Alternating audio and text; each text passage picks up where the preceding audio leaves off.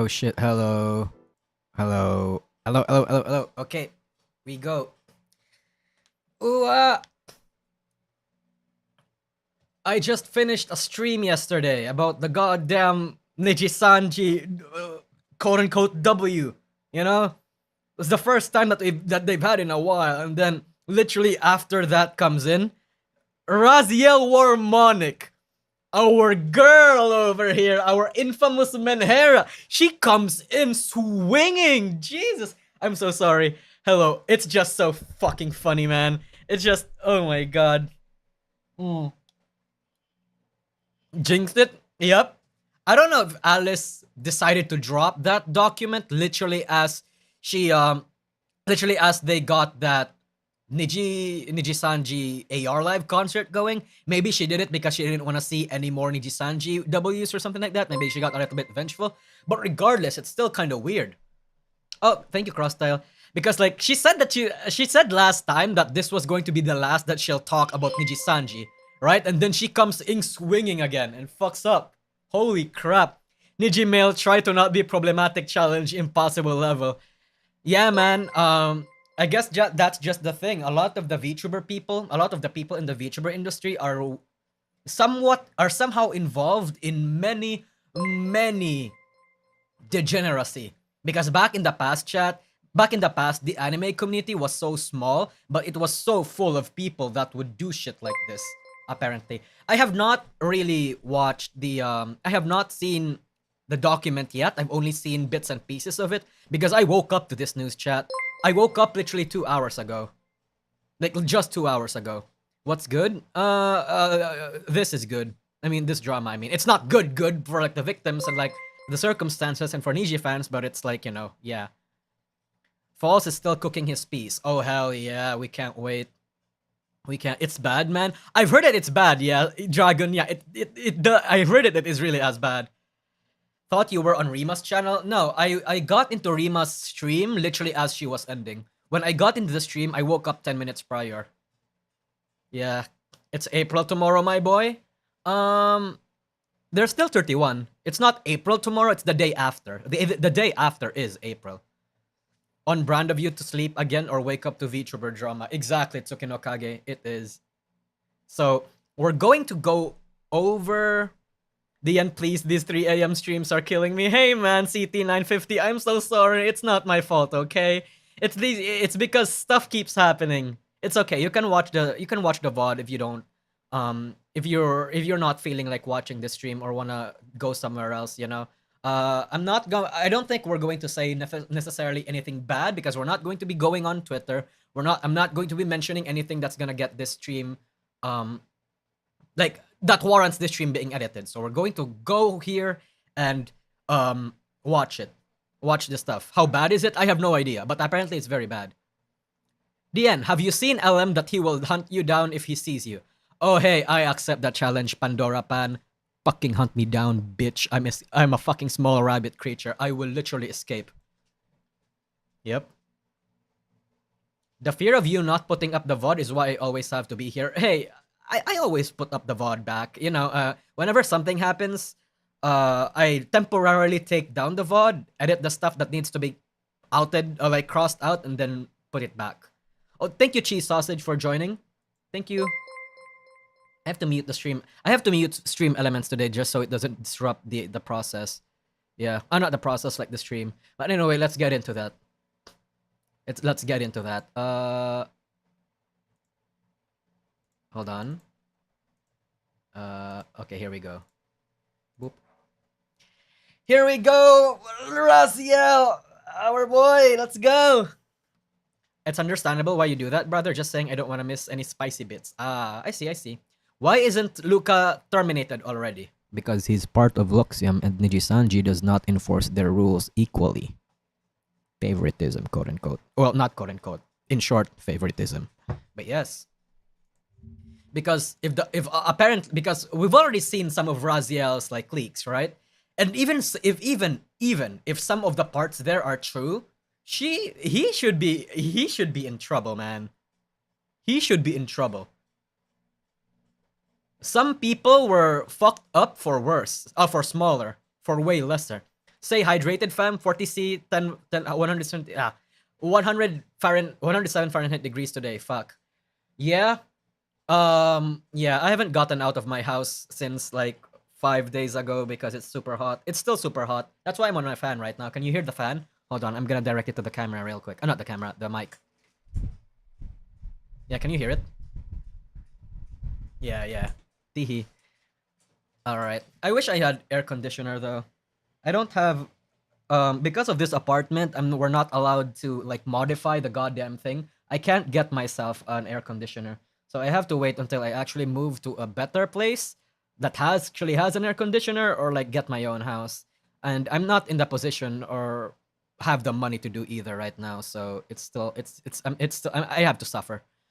Yeah. At the very least, Lucas definitely going to face some backlash for this drama from management. We'll see. We'll see. Get your own house? I don't have the money for that one yet. Not even a portable one. I could get a portable one, but the problem with a portable one is that it takes up too much like electricity. And for this apartment, my room specifically, I only have like 2 electrical sockets. One of them is for my PC, and one of them is for my fan and for my other stuff. So I don't have that much. Anyway, TLDR, this is why you terminate talents for NDA breach. I mean, it depends. Because Raziel Warmonic is not exactly a figurehead that we should be looking up to herself based on what we've seen in the past. But yes, let's look over this. Why does this? Oh, hold on. Any Discord messages from Wanbu or Ri is Java/Luca. He changed his Discord name and profile picture several times. All right, thank you, Raziel. Bro, you know what? What if fuck? I really want Raziel. I want to put Raziel on stream, honestly, just for the fun of it. Didn't she groom Luca? Yes, she did. Yes, she did. From what we've seen in previous Discord screenshots and from what a lot of people that know about the relationship say about the relationships, that apparently Raziel did groom Luca. So, let's go. Why does this document exist? More information, such as the Nijisanji contract, has come along with another individual in the know confessing to me that Luca Kaneshiro has allegedly harassed others inside of Nijisanji. I believe it is my responsibility. But why though? I believe it is my responsibility to bring to light his problematic behaviors and patterns of abuse as both Java and Luca for those who may be in a precarious situation which do not allow them to speak or act. Oh, okay, I see. Because she's the only one that's able. Okay, yeah, I get her mindset. Because she was the only one that was able to escape him and has spoken up and leaked the stuff that he did without getting in trouble. She is one of the only people that is in the position to like actually bring this to light. Which, you know, I get that actually. B4 Noon, thanks for the fat 10 gift memberships. Everyone he says thank you to B4 Noon. She disputes that claim here with receipts. Oh, I see. Okay. Okay, interesting, Dragon Slayer Doom. Thanks for the super chat, by the way. This is also to touch up on the internal issues of any colors management or their talents. Any documents are simply meant to prove the credibility of my story and that I was deeply involved with Luca. Yeah, we don't need, chat. Like I said, people know Raziel Warmonic even inside Nijisanji. Like, the Nijisanji community knows who Raziel is. So even if I don't trust her judgment or I have to put up a lot of the things she says with as much salt as I can possibly make or give, I still have to consider it. Who am I? I've been streaming on Twitch since 2014 and have been a Twitch partner since July 2015. I worked as a community manager at a major gaming publisher for a couple years before I got laid off and started working at one of the top global Hollywood agencies as a social media consultant for outside organizations and our own influencers. Wow, so she's a big shot. She knows people and she's been around. This is all to say I know a bit about streaming, social media, marketing, and PR. At the very least, I know how it should look like from the inside. When Java and I met, I was known as Raziel Warmonic up until he became Luca Kaneshiro, and I made another alias, Mizuchi, to help distance myself from our extensive past together under the advice of another Nijisanji lover. After losing contact with Luca, I decided it would be the healthiest decision if I abandoned the Mizuchi pseudonym and went back to my original alias of Raziel Warmonic. Java and I, while extremely close, have never dated, we never met up IRL. He was 18 and I was 24 when we first came into contact with each other. So, um, here's the thing. How trustworthy is Raziel and what the fuck did she do? So, Raziel, as I said, I can trust Raziel that a lot of her stuff makes sense and is true because she was involved in Luca. But I cannot trust her judgment because her views may be skewed because of the bad stuff that she may have encountered with Luca.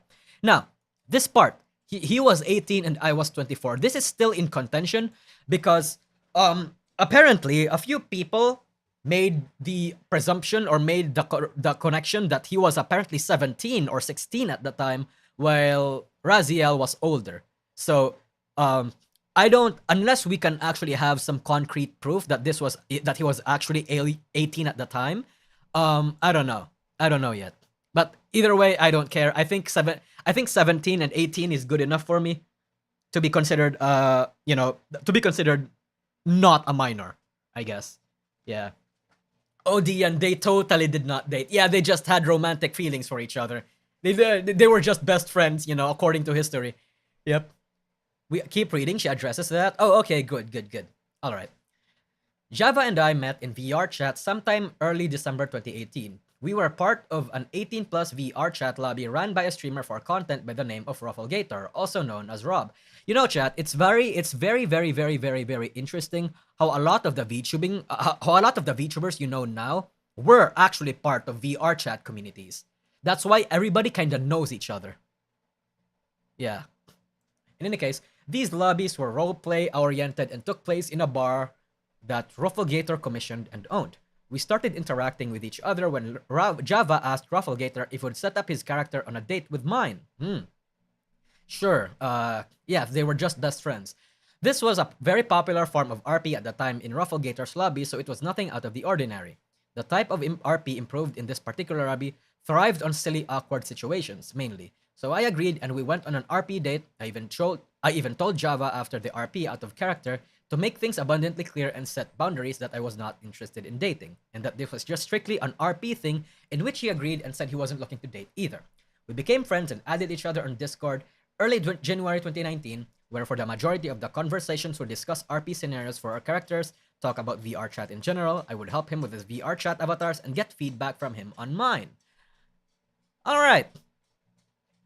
We gradually became close friends. Java would start inviting me to his private worlds to open up about his home situation, his mental and physical abuse from his family. Okay, this is important context, chat. I think this is important context, chat. Luca is suffering mental and physical abuse from his family. He would tell me that he never felt comfortable talking about this stuff with anyone before, so in return, I would share stories about my abuse growing up as well and how I dealt with those tough situations. Java knew I had a long-term boyfriend at the time and had played VR in my older brother's family room, so I did not have a private space. I never did anything sexual or aggressive or suggestive in or outside of VR at this time. So in VR, she did. Okay. Which is fine, I guess, because it is VR after all. Did Luca ever mention this? No, he did not. Why would he? Yeah, why would he? On January 17, 2019, Java would once again invite me to a private world where we were both in full body tracking in VRChat. We discussed RP and made small talk before Java would go silent. At first, I thought maybe his mom came to his room, as she often did, and muted himself to talk to her. I kept talking. I could see him move slightly, but he kept silent. I asked him if everything was okay, and he said it was. I then asked him what he was doing. It was there. It was without me asking if it was okay. Out of the blue, with no prior consent, and with boundaries already made clear that I did not want to date, he told me that he was touching himself to my voice.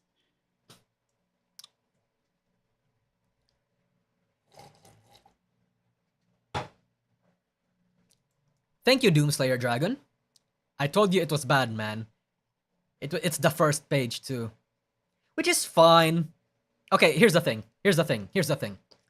I think this is fine, but if there was if they actually agreed or there was a mutual thing going on. But because, there are no consents, there is no consent here, and that Raziel made it clear that it is what it is, yeah. Next paragraph. I froze up. I honestly did not know how to respond at the time, so I just kept talking. Luckily, it did not last long because suddenly I would see his avatar's head drop down on the floor and he would go offline. I would find out shortly after in Discord DMs that his mom had walked in on him. I didn't know how to respond, given that I was told by him his mom would physically abuse and yell at him. So my brain switched to make sure he was okay as opposed to addressing what he just did, as you can see in the DMs below. Okay. So, my mother caught me. That's an oof. I'm afraid that is what happened. Yeah, big oof. I'm sorry. I hope you're okay and don't get into trouble. Personal space, holy fuck. Do they not know? Sorry, Rab. His mom caught him? Pog, yeah, man. Holy fuck. To be fair, though, to be fair though, I have to sympathize with Luca here. I also got caught by not my mom, but like a family member that I was jacking off at one point. It's okay. What they are doing now is restricting my playtime. As long as you're safe, they are gonna limit my use of internet, and I will only be able to use it for 2 hours. Forever? Yeah, she's being a cunt. It's like I did something horrible. Okay. Yep. At some point, I would start streaming again. We both continued to appear in Rafflegator's stream lobby, and I would stream on the side, in which Jawa would heavily be involved in his own volition. He would go as far as to wake up early in the morning, 4 a.m. Australian time, so he could be on my stream. I did not ask him to be on my stream, he wanted to of his own accord. Jokes and teasing started to form around him, orbiting and being lost without me on Rafflegator's chan and on my own stream. We even had an emote on my channel dedicated to him and named Razorbiter. That was just his VRChat's avatar's face. I do greatly appreciate helping him and appearing on my stream to this day, however. Alright. Right. Unfortunately, this was just the start of the obsessive and possessive behavior by him.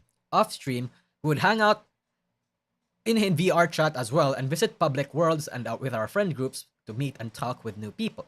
His HTC Vive VRChat headset would end up breaking and he would be without it for a couple months. During this time, I would learn to lap dance. Okay, this is pretty normal. Chat, I've seen my fair share of people actually lap dancing on VRChat as well. This is pretty normal. This is not weird.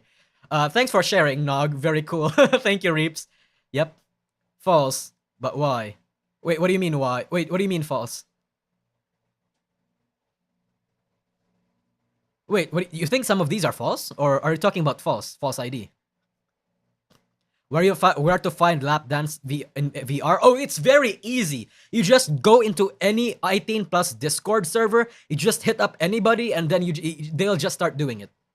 Yeah, it's happened to me. Anyway, and he would become upset when I would dance for other people or even talk to other guys if he didn't like how they approached or jokingly flirted with me. We got into a lot of arguments over this. I would tell him multiple times to knock it off, and it wasn't appropriate. After establishing more boundaries and being understood by both of us, which we were able to continue our friendship, but this isn't to stay smoothly. I still feel obligated to talk or be with him because of the way he would get upset, or at least I felt like I had to keep my conversations with others short. I felt like I couldn't even go visit another friend's VRChat real quick just to say hi without potentially upsetting him. We were always with other friends when I did this, so I wasn't leaving him alone. Not that it should have mattered. So, it sounds like Luca. This was probably the first time Luca experienced that kind of attention, and now he's grasping at straws trying to keep it. Yeah, it happened to me. I asked for one. You're not wrong, Arsenator. You're not wrong. I did kind of ask for it. You know, VRChat, by the way. VRChat. I got a lap dance in VRChat. Teehee. He's craving for attention. Yeah. Contrary to what you guys might think, I'm actually a little bit more sympathetic to that kind of stuff. Because it's not like I experienced something similar, but I did grow up relatively lonely. So I do kind of get where Luca is coming from, but I wouldn't say I excuse it. Yeah. Java struggles with respecting LGBTQI plus community. He would admit to harassing a trans male coworker by misgendering them on purpose. This was 2019, right? Okay, no, here's the thing, chat. Here's the thing. Do I don't think this is necessarily a bad thing. You know why? Because Luca might have changed. This is back in 2019, fucking 4 years ago. Luca might have changed, right? So if he had friends that educated him, quote unquote, educated him, or maybe he starts to he's trying to acclimate to the new changes in society right now, that might be the case. Because if you guys remember back then, making fun of gay people, making fun of trans people were the norm. So he might have changed, but let's do this right now. I pissed off one of my workers today. How'd you do that, goofball? Raziel is very friendly with him, huh? Goofball, that's like a very cute nickname. I would probably melt if somebody said that to me. Nope, keep reading. Oh shit, okay, Doomslayer Dragon. Okay, thank you for the super chat, by the way. Okay. This bitch is being hypocritical about biology and shit. You know the thing I was talking about? If you get a blood transfusion from an African guy, then logically you are part African. Okay, yeah, no, I agree with Luca here. That's fucking bullshit. OMFG. She took it to heart and said, no, you are not, because biologically, you are not. So today, blank, we have a trans male in our workplace. My friend referred to her as a he, and it was like, she's a girl. Then the bitch I was talking to last week told me to leave. That's a bit hypocritical of you, because biologically, she's a girl. Now you're telling me to believe logic more than biology when you told me the reverse last week? Pick your battles. This is probably shouldn't be one of them. I know, she's so gay. He has a history of being scared of males who identify as gay. He would get freaked out if a male hit him on something, or if someone joked to him being gay in a way. Bro, holy shit, let's go. My mom was asking me if I had a girlfriend. I said no. And she's like, why? And I told her I was gay, lol. Raziel, lol, what did she say? She said, you're gay? No way, really? And I was like, fuck no. Then she said, you little shit, thank God, lol. Then we walked for the next 20 seconds and asked me, are you actually gay? I can picture this right now. Well, are you?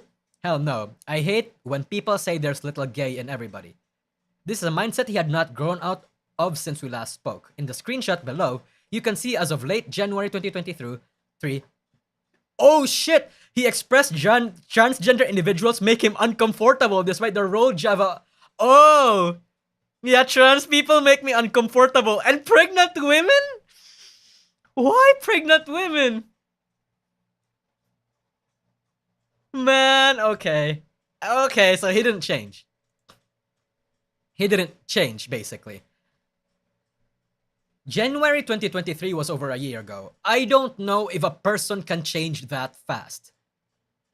I don't know. Me personally, here's the thing when it comes to changing about ideologies, chat. When you have a certain ideology, if you are facing an opposite ideology that you actually agree upon more, when you are faced with new information that actually makes more sense to you, it takes a while for that to internalize, because your first instinct in your brain is to fight it, is to make all sorts of arguments or all sorts of excuses as to why that argument, as to why that information could be wrong. It takes a while for that new information to settle and fester. Me personally, when I encountered that kind of problem, it takes a couple months, right? It takes a couple months. Yeah. So I don't know. Is he a closet? I don't know if he's in the closet. Oh, for God's sakes, Niji, it's barely end of March. Yep. Twitter will now call Luca transphobic. No, they won't. They won't. Look, chat, here's the thing. I'm telling you guys, every human being is biased, even if they okay, here's the thing. Let me rephrase that. You know the Luxnock sisters and like the people that support Nijisanji, the females primarily, they are people that are like far right, far left, right? Like far left. Maybe some of them are like centrist or some of them are left-leaning, but a lot of them, from what I see, is far left. These are the same types of people that defended Uki, saying that white people racism is not a thing or something. But if those same far left people saw this, they would not mind it. They would ignore it, because that's how people work. People like to ignore things that are uncomfortable in the people that they like. they ignore the red flags if the people they like or the people they're friends with fundamentally and ideologically disagree with them. So the NDF would not give a fuck. The NDF would actually be more angry at Raziel for exposing this than at Luca himself. That is something. That's what happens. Wait, wasn't Yugo trans? Well, no. Yugo is not trans. Yugo is what's the term there? Like he doesn't like not bisexual, pansexual? I forgot now. But he doesn't he refers to him sorry. They refer to himself as a they. Biologically he's female from what I've heard, but I got to respect it. Yeah, non-binary. Oh, non-binary. Yeah, non-binary. Sorry. Non-binary. So he's a they. He's not trans. Anyway, yeah. IKR, Niji sisters are hypocrite. I think in some cases everybody is a hypocrite. Everybody is a hypocrite. A lot of Hololive fans would actually probably think of the same way. I'm just saying.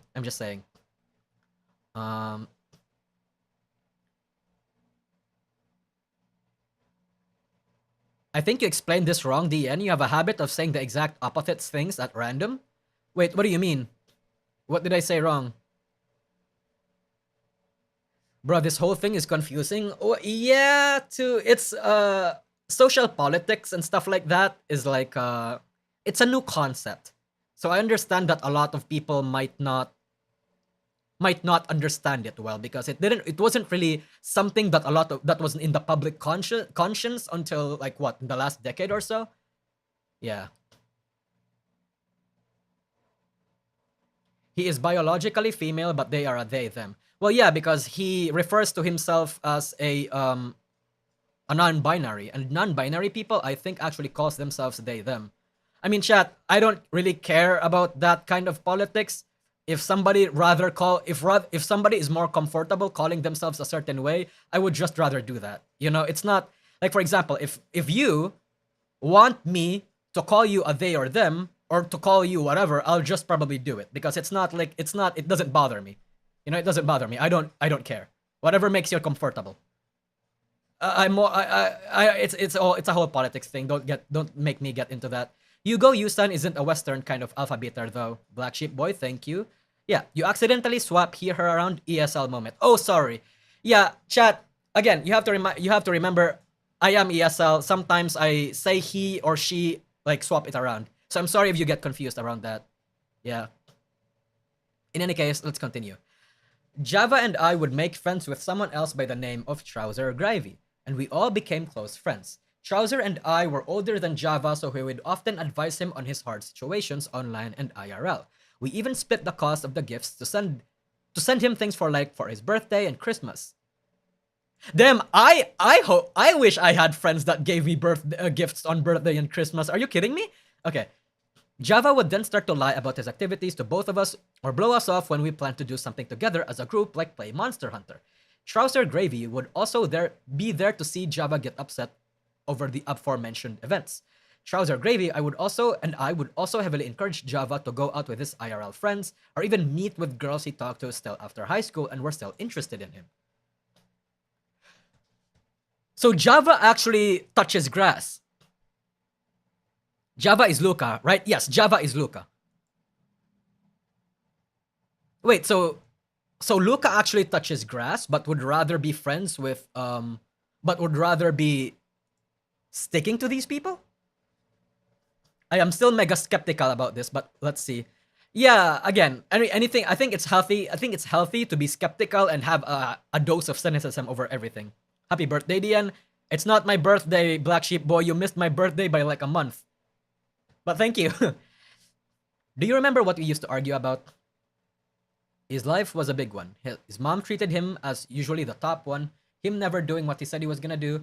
Him doing the opposite of what he said he was gonna do, or just lying about doing it badly. Like getting caught hanging out with something and he said he literally wasn't doing. There was one I remember actually about people looting him. So you told him to set boundaries, but he never did and just complained about it but never did anything. That was either about VRC or when he just started to stream. Probably both, honestly. He complained about Rob for using him for views. which was true, but he loved the attention from Rob's stream, so he just kept hanging out with him. This is something I actually see a lot, chat. This is actually I see something a lot in, especially in old weeb communities. People really like the attention, but then they get the bad kind of attention. So they don't set boundaries, because if they set boundaries, they are afraid that they might not get the same sort of attention before. Because the fact of the matter is, when you have, let's say you have 200k views, and you say something to set boundaries that you might not like from people, and you say that, and some people don't like that. So instead, from 2k views, you get 1.5k views. So that hurts you. So you never do it again. You still want the same kind of views and the same kind of attention, but you would rather not say anything about it, because if you said anything about it, you would not get the same kind of attention. That's very, very, very, very common. So that's why a lot of streamers would rather not establish boundaries. And that's why a lot of people, not just streamers, a lot of people would rather establish boundaries. They would rather endure the bad parts of attention while not saying anything about it. Like you then. I'm gonna be honest, kind of. This kind of problem is in a lot of people. You know, especially when you like the attention. Do I like the attention that a lot of people give me? Depends. But I would rather just ignore the bad attention, you know? But the bad attention still gets me views. So I would rather not say anything. That's why I choose to ignore and not ego search. Just for my mental health's sake, you know?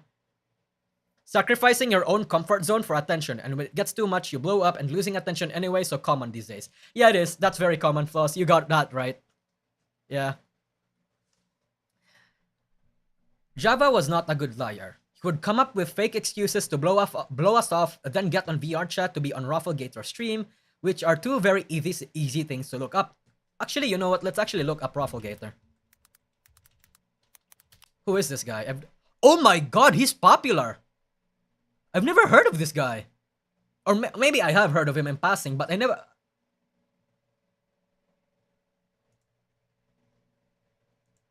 He's huge! Oh wait, no, this is TikTok. I thought this was Twitter.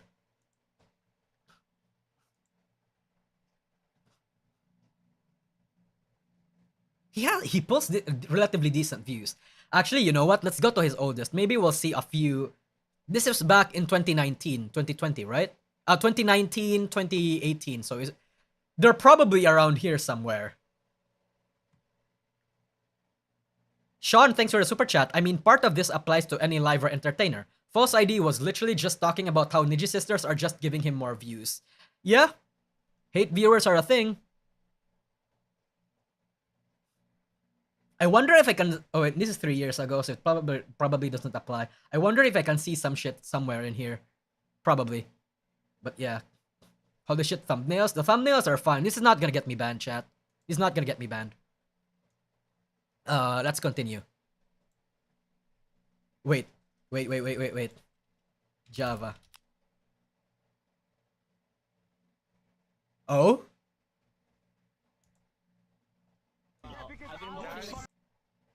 Oh? Ah. I see. Oh, no. I might have accidentally pulled an oopsie here. I did not mean to do that. I was just curious, but oh my god, I found... Look how easy that was. We'll get into that later. Sorry, got him. That was an accident. I thought there was... I genuinely thought nothing was gonna pop up. Yep. Nosagi PL Yab again? I mean, at this point, the fact that we're talking about this means that the PL stuff in Nijisanchi is no longer holds. So you know what? It's fine. I'm going to probably watch that later though. We saw nothing? Nope, you saw something. But, hey, teehee. Sorry. Java would start streaming on his Twitch channel under the name... Now I wanna look... Fuck me, man. The more I get into this fucking document, the more I kinda wanna look things up now. He decided to do this after gaining popularity by pretending to be a girl in VRChat to trick popular streamers, such as Soda Popping. Oh wow.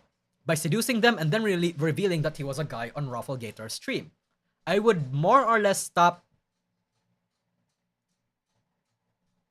I would more or less stop streaming to help Java focus on his stream. This is when I would manage his channel and community. My work included keeping him company on stream per request, suggesting games for him to play based on popularity, managing...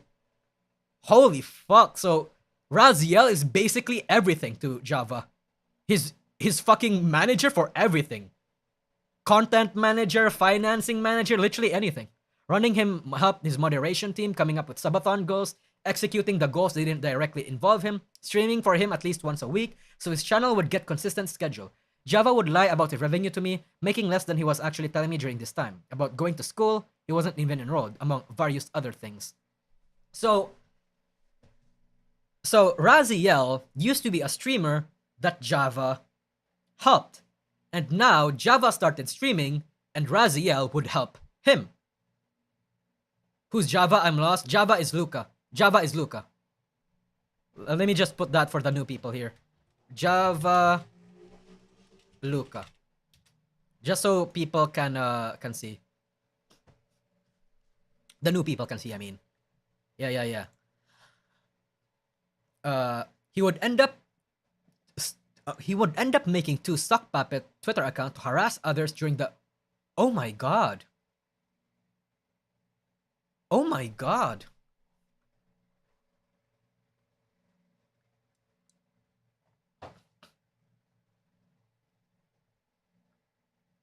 Male VTubers 8 AM is just not entertaining. They are more focused on complaining and being sad about being a male VTuber. 90...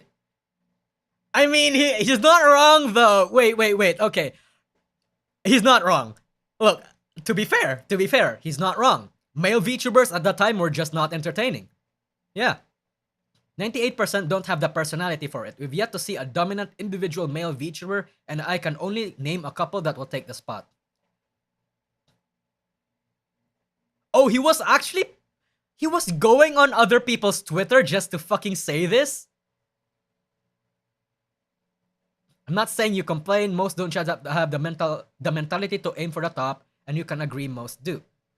I have 2 friends and I got their emails for 2 weeks and a half ago. Aside from that, they can say anything else. If you haven't gotten anything, you didn't make it. Interesting.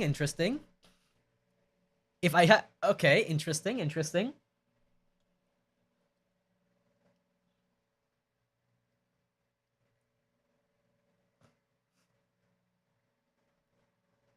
Why would he do that? Okay, he's not necessarily wrong. He's not wrong, but why is he fucking going out after people on Twitter? Actual psyop stuff. Well, to be fair, I'm no stranger to doing psyops. But it's usually not for when I do psyops, it's not usually for me. It's for somebody else. But still, tee-hee, I guess. I don't respect the hustle, but interesting. Bah! One of my favorite VTubers is a dude. They're amazing, lots of charisma, natural entertaining, funny as hell with an adorable laugh. Always a great joy to watch. If they should hop in upon this post, I hope they ignore you because your comments is really unhelpful. Who asked? Oh my god. Read the room. Just saying, most don't have the drive to be number 1, except that it's a female-dominated space. Therefore, stop putting yourselves down and actually start doing. Then again, there are things that can't change about you. He's not wrong! He's not wrong. Chat, he's not wrong. He's not wrong. It's the sad. Again, I don't like... It's weird that he's actually going after Twitter people that are just minding their own business, but he's not wrong. But it's still an asshole move. I agree. DN, what do you mean by you have experience with psyop? Okay, so here's the thing. When back in the internet back then, whenever you encounter bad shit with other people, you tend to kind of do psyops. Like you also pull up sock puppet accounts just to harass them, just to make people think that they side with you. That so random people side with you. I'm not gonna lie. I did that back in 2015, 2016 when I was mad about my favorite Minecrafters. Like, for example, fuck, I can't believe I'm gonna admit this. So, I used to be a huge fan of Sky Does Minecraft, right? I used to be a huge fan of Sky Does Minecraft. So whenever there would be criticism about him, I would log into my 4 different accounts just to tell people to go like fuck themselves and like go away, you don't belong here, stuff like that. And then, yeah, I kind of used to do that back in 2015, 2016. So like, that's why I kind of get where he's coming from, doing a little bit of psyop. Then again, chat, then again. That was back in 2015. You know how old I was back in 2015? I was 13, 14. I was 13, 14. I was a literal child. I was a child. Teehee. Teehee. Wait, is it? Yeah, I was born in 2002. So, yeah, I was 13, 14. Yeah. Okay. I would attempt to get into these accounts by using the same passwords he had given them before. Cringe, Frau Flau. I know, Frau Flau. I know it's cringe. I know it's cringe, but hey, who hasn't done anything cringe back when they were kids? I was a fucking kid that grew up in the internet. Of course, I was a bitter, angry motherfucker. And I was also a League of Legends player. So, try to get where I'm coming from, chat. Yeah. So I verified these accounts were his by almost gaining access to them, in which Twitter said an email was sent to an email I recognized as his 42FA. He wasn't aware that he was in Nijisanji at this point, so it was too early in the process. When I confirmed these accounts were his, I confronted to him about it. At first, he would deny it. He would then admit it when I showed him proof of me getting into the accounts. I felt obligated to cover this up to the people who were accusing him. It was also I would also prevent him talking about other stuff that would get him in trouble, such as the ban he would incur while in the popular GTA 5 RP server. Nope. Yo, huge! For sexual harassment? We had multiple reports of you pushing sexual harassment during and going against TOS on a 911 call. Sorry, not 911. Sorry. Brain rot. The RPer wasn't comfortable with the direction it was heading in terms of him RPing that his testicle was damaged, causing him to sound like a woman and begging us to help him put it back. You made a racially offensive remark during the heli ride back to the city as well. Tried to grab EMS inappropriately, forcing this type of RP of others when they continued to ask you to stop and refuse the direction you were going into is a direct TOS and rule break of NoPixel and Twitch. I wanted to reach out to you and let you know why you were removed from the community. Okay. Valid. Whoever sent him this is, reasonable. Holy fuck. This would continue until he was offered to be a part of Nijisanji and graduated his channel. So we get into Luca. I remember when Java got an email asking for an interview from any color as we were hanging out in VRChat together, when he randomly started to shout and exclaim that he got the email. We were both beyond excited. He asked me what he should wear, sent me a pic of his outfit. Wait, what? Wait, so any color asked for a video interview? Why would he need an outfit? And told me about what they said and asked him after the interview. He would be accepted into Nijisanji's roster debut into the first English male wave under Luxium. Our relationship was still very good at this point. Would spitball memes for his character where we only had the image below to go off of. When he came up with the little lion plush mascot had someone whom we both commissioned from come up with a lot of ideas before we settled on the current design. He couldn't come up with a name for it, so I ended up naming it Augustus. We'd talk about his aspirations, like how he didn't want to be like other male VTubers, and he wanted to go with a non-boyfriend experience. Well, to be fair, he doesn't do this. To be fair, chat, he doesn't do this. I know Luxium and Noctix has the bad connotation of going GFE, BFE, but Luca is actually one of the VTubers in Nijisanji that does not really push this. So, yeah, he stuck with his word. He didn't pander or sell out. He wanted lewd, non-say-so personality and really did not play into the mafia-esque character. He does? Yeah, he does, but it's not that bad. It's not like Luca's BFE stuff was not that bad. I imagine he just wanted to do that probably to catch up with everybody else or to get some of the pie that Vox was getting, or maybe management forced him to. I am more inclined to believe that management forced him to. That's my rat. I think management told him or pressured him into like doing a little bit of BFE. But I am actually inclined to believe that he also did not want to do non-boyfriend experience stuff. Yeah, because management in Nijisanji has this thing of pressuring people to say stuff or post stuff. We saw that when management forced people to tweet out random shit, especially the whole family stuff. It happened. It happened. There's a precedent set for that. Most of the things he was commissioning for his debut went without a hitch, but he would express frustrations on certain things, like us commissioning an overlay and not liking it, and that the person who was supposed to create his intro starting screen was ghosting him, that he was bad at PowerPoints and needed someone to make his debut slides look pretty. I stepped up and offered to do these things for him. He was my friend and he was frustrated.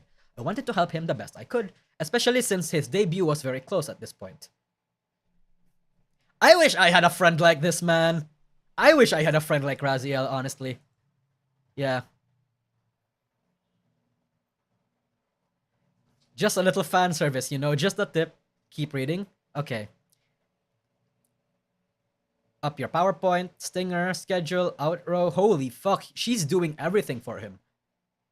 I feel kind of bad making you do so much. I really need to learn shit for myself. I mean, you popped the schedule thing on me out of the blue today, but it's fine. Yeah, I'm sorry. Your video is good though. Okay. Understandable. This is not that bad. Shortly after Luxiam debuting, Luca would completely cut off contact with his friends he made before Nijisanji. He never voiced any issues with these friends before, and he would often hang out with them. To my understanding, when he talked about friends treating him poorly, he was strictly referring to Rafflegator.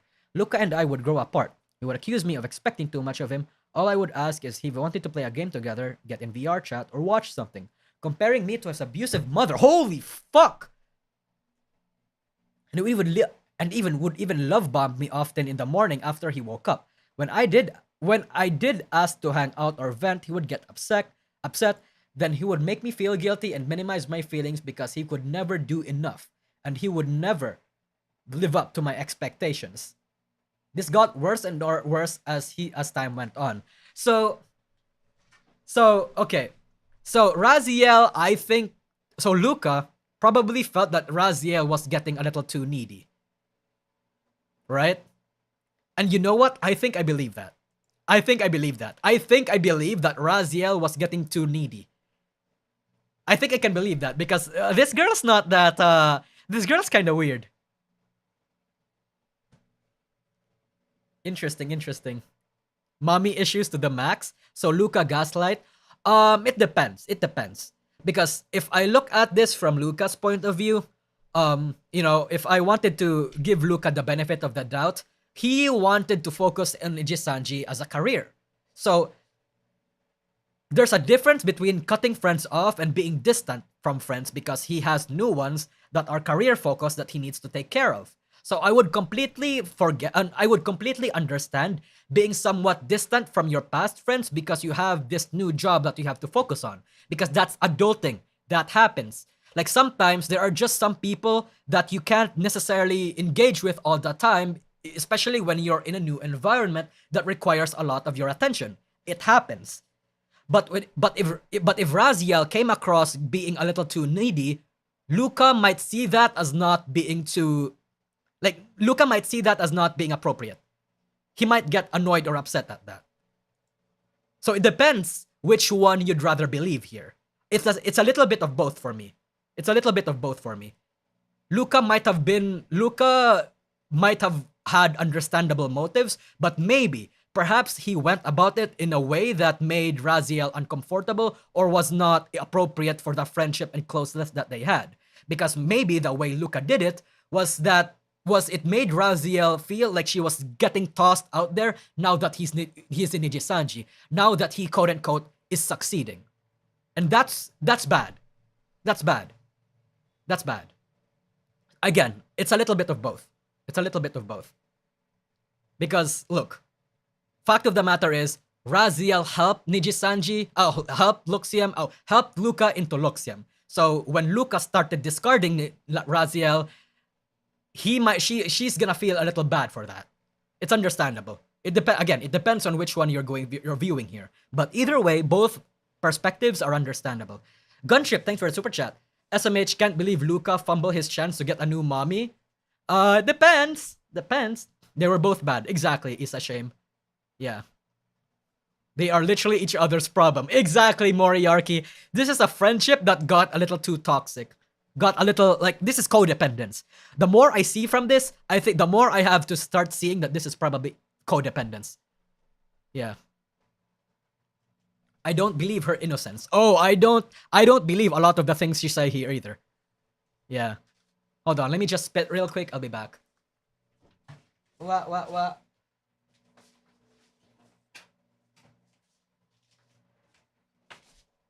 Okay, I'm back.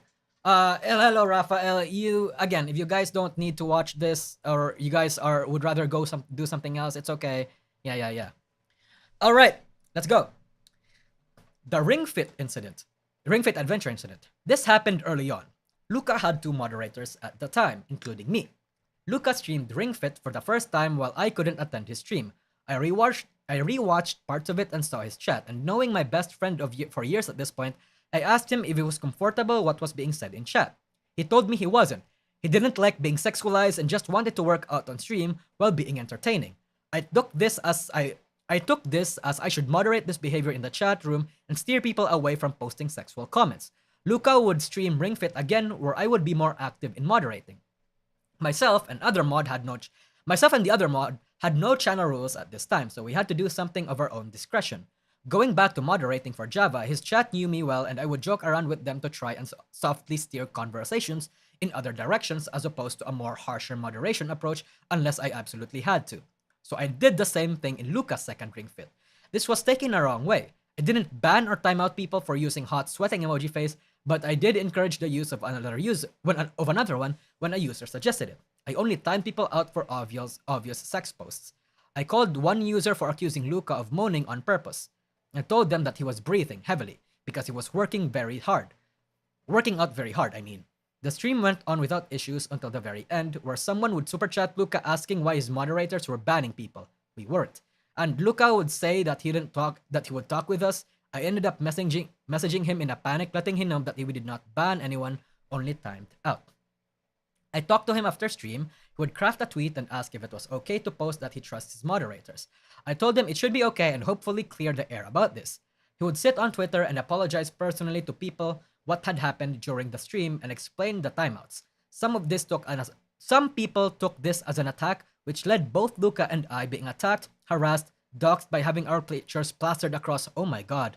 Yeah, this is what you get for... I'm not saying that they deserve this, by the way, but because a lot of the Loxnock sisters sit on Nifco, this is par for the course. And more. I personally received a multitude of death threats. This put a giant strain on our friendship. I even asked to speak to his manager at Nijisanji to better formulate a plan on how to best handle this. But both Luca and his managers ignored me. Luca just told me to be a silent mod after that.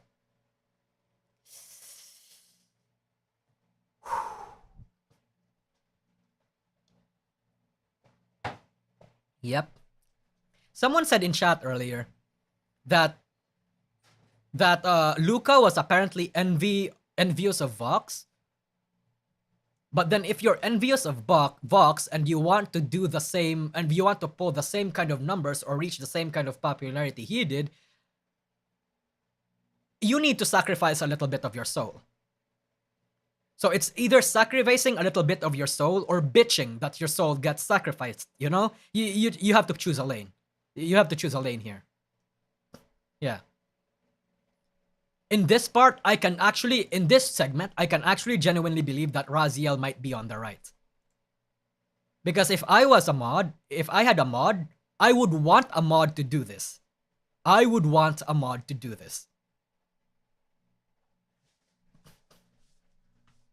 Going back when Loxiam debuted, Luca would complain and start comparing his numbers to his wave mates. He had always been obsessed.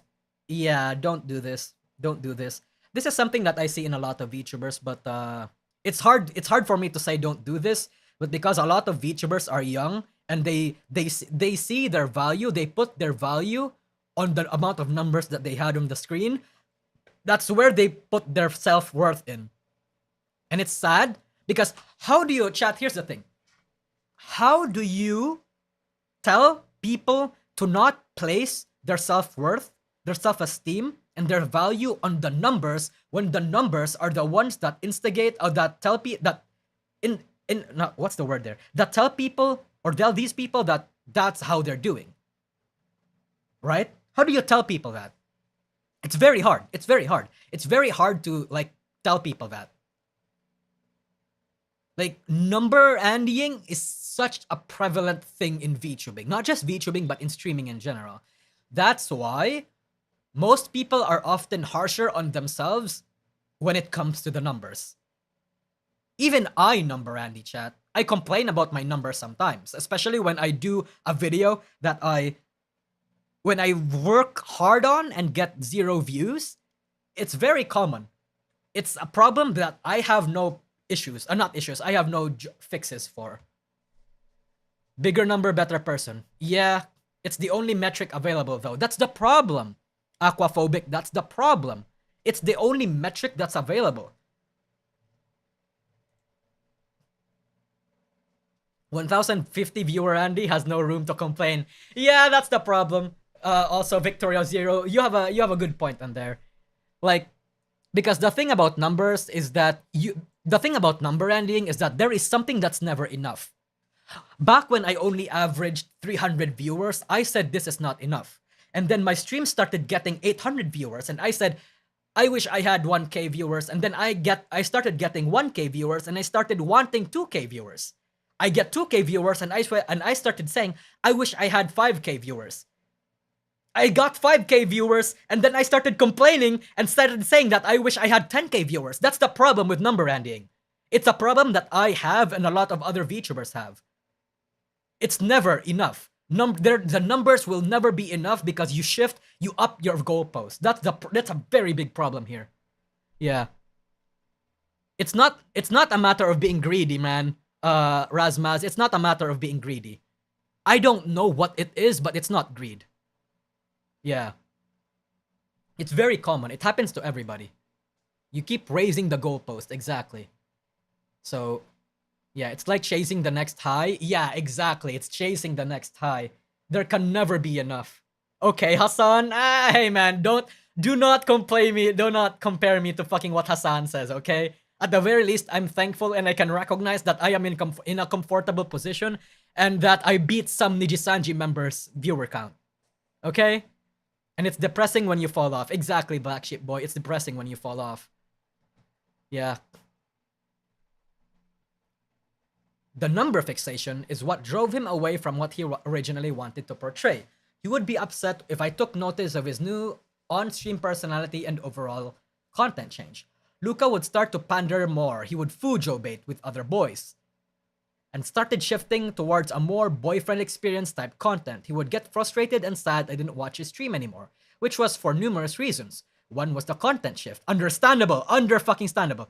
The other was his time slot, which was quite late for me. I would occasionally watch his streams, but I couldn't even talk about them because it was something like walking on eggshells. I couldn't joke about the things he did or say he would get upset at me. Yet somehow, all we would talk about was Nijisanji and his streams. Yeah. Yeah. Luca's not the only person in Nijisanji that got hit with these though. Chat, remember when Folger Ovid said that he didn't like to BFE? He didn't like that shit, and then he started doing it. He started fujo baiting. Yeah. People have to chase the content and the money and the numbers. It's something that a lot of content creator experiences, unfortunately. Even I would say that I fell into this sort of hole myself. Now, I wouldn't say that I fell into the fujo baiting side of the industry, but I fell into like rage baiting sometimes. Right? It's very common. Do I understand it? Absolutely. But does it breed any toxic behaviors? It depends. It depends. Fujo baiting is fan service. Yeah, it's kind of fan service. Jesus, there are so many shirtless fan arts. I cannot retweet them because it'll be weird. Yeah, here's the thing. Here's the part where I say that you have to pick a lane. You have to pick a lane here.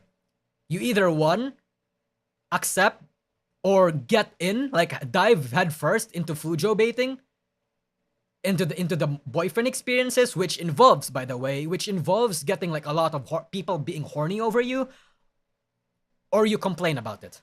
Pick a lane.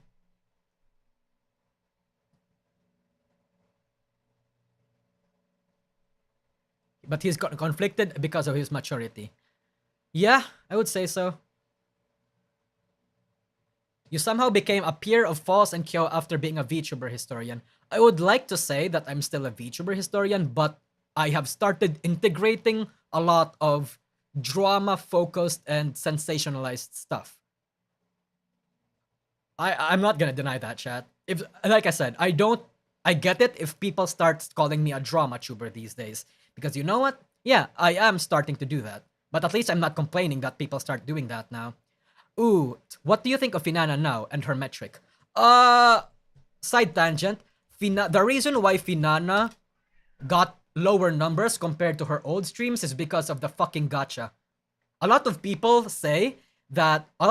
would like to think that it's because of her educate yourself moment. It's not that. It's literally the gacha. Because there was a point in time where fucking Finana only does nothing but gacha games. And gacha games are fucking boring as fuck when you stream it. That's the reason why Genshin Impact has really little like live viewership retention. It's because it's boring. Playing it is fun, but watching other people play it is boring. Because you do nothing but grind for no reason.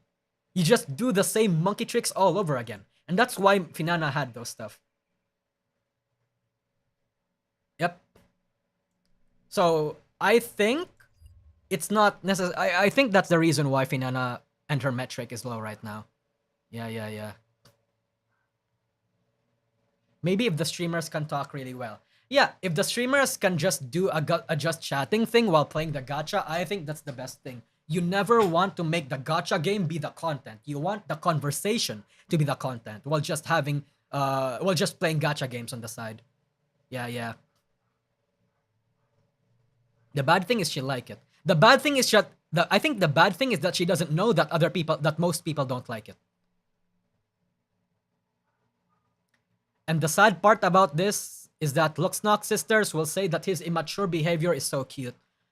Yeah, I think no, actually, you know what? That's not Luxnock sister as well. I think that's Hololive stuff as well. I think Hololive members also have that same kind of mentality. Like, bro, some Hololive fans say that Menhera breakdowns are cute and that it's funny. It's a content creating thing in general. It's a problem that a lot of fans have. And I think I have that same problem as well. When when I have a few VTubers, when the VTubers I like start getting on entire Menhera outrages on Twitter or starts ranting about stuff on stream, I find that funny. And it's good content for me to consume. That's toxic. And that's a problem. But I still find it funny and entertaining. You know, it happens. I don't necessarily think that's a problem that's exclusive to Luxnock sisters. Yeah. There's a reason why Rusha was so popular. Yeah, man. I'm telling you. I'm just gonna be honest with you. It's a very common thing. Even if we recognize that it's a bad thing, we can't help but think that it's entertaining. At least a few subset of people will still think it's entertaining. I mean, come on, man. I grew up in the dark part of the internet. Of course I would find that funny, entertaining. Yeah. Anyway, he believed he deserved as much attention as his other wave mates were getting, mainly Vox. He would be constantly on sites like 4chan and blame it on Selen showing him. Oh my god, stop it. Ego searching on Twitter? Now this, chat. This is what I don't understand. It's very common on other VTubers, by the way. This is not just a problem that Luca has. I don't know why why would you find validation on fucking 4chan? Why? Like, why would you do that? Like, what the fuck do you mean? I don't find validation in anywhere. I put stuff.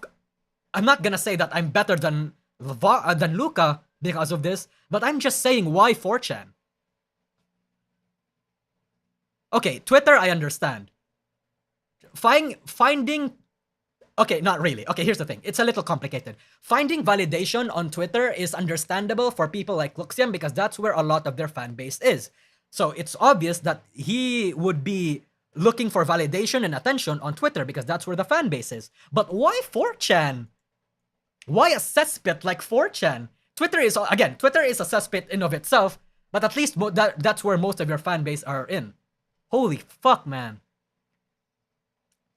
Tomahawk PWPT, the watching a train wreck in slow motion deal. Exactly. That's me. More raw than biased like Twitter. Okay. But why is that a good thing, Kier? Like, okay, 4chan is a shit. Okay, I covered this on a previous stream. I think the reason why a lot of people like browsing on 4chan and would constantly be on 4chan is because 4chan is honest. 4chan is brutally honest even. So if 4chan likes you, that means you're doing something good. Quote unquote, you're doing something quote unquote good. Your content is quote unquote good. But you never want to actively look for attention on 4chan. You never want to do that. Infamous 4chaner Luca. Yeah, right? Fucking Agent LK here, Charlie Spur. Holy shit. They think 4chan is more honest? IDK, why though? Yeah, actually, Danny D, I think 4chan is actually way more honest than Twitter. Because in 4chan, you can be anon. In Twitter, you get like banned. You get certain attachments to your name depending on your past history posts. In 4chan, you don't have that. They don't have that nerf. So Agent LK might be real. Remove casual slurs on 4chan, then Twitter is worse. Exactly, but I don't know about that, Black Sheep Boy. Twitter has a fair few slurs that I see myself. Yeah. Yeah. He would message fans and lie about it to me directly until this one artist came about it and told him he was stupid for having a casual conversation with fans like that. I think that's not a bad thing. I think it's not a bad thing to have casual conversations with fans. It's the type of conversations that you have. If you have a casual conversation with your fan, just casually chatting up about the industry or whatever, that's no problem. You start fucking being sexual and start flirting with your fans. Oh, that's the problem. That's where it starts getting weird. Yeah. Gonna flex this, but okay, seriously, subs, he was so kind. I think this is fine. I think it's fine. Like, he's just, I think, yeah, Luca's just being, yeah. He would use, against Mother rules, a password-protected MMD model of Luca in VRChat if we ever hang out on VRChat. He would go undercover in the Nijisanji Express train world Selen made, and eventually the Luxian VRChat world to interact with fans and even reveal that he was Luca in disguise. So he becomes a glowy. He would go all fucking glowy on his fans. You know what? That's not a bad thing. I don't know why Raziel would think that's a bad thing. That's not a bad thing. I think that's pretty cute. Charlie Spur, flirt with me, DN, uwu. No, go fuck yourself. Well, thank you. No, I'm just kidding. Don't fuck yourself. I mean, you can masturbate if you want, but like, you know, yeah. I get what you mean. Teehee. Agent LK glowy. Oh. What if Agent LK really was Luca himself? Double glowing as a mod. I mean, like, as a Nijisanji anti. It could work. It could work. Maybe he was glowing as Agent LK just so there can be backlash on the stuff that Nijisanji is doing that he doesn't like. You know? He's pushing the narrative to a certain thing that he wants Nijisanji to address. Right? Even if it comes to the cost of getting flack, of inflicting flack on the company itself, just so to put, holy fuck. Because he has experience. If he can fucking psyop and be a glowy in some places, 4chan would be part of that equation. He would not be far outside the 4chan stuff.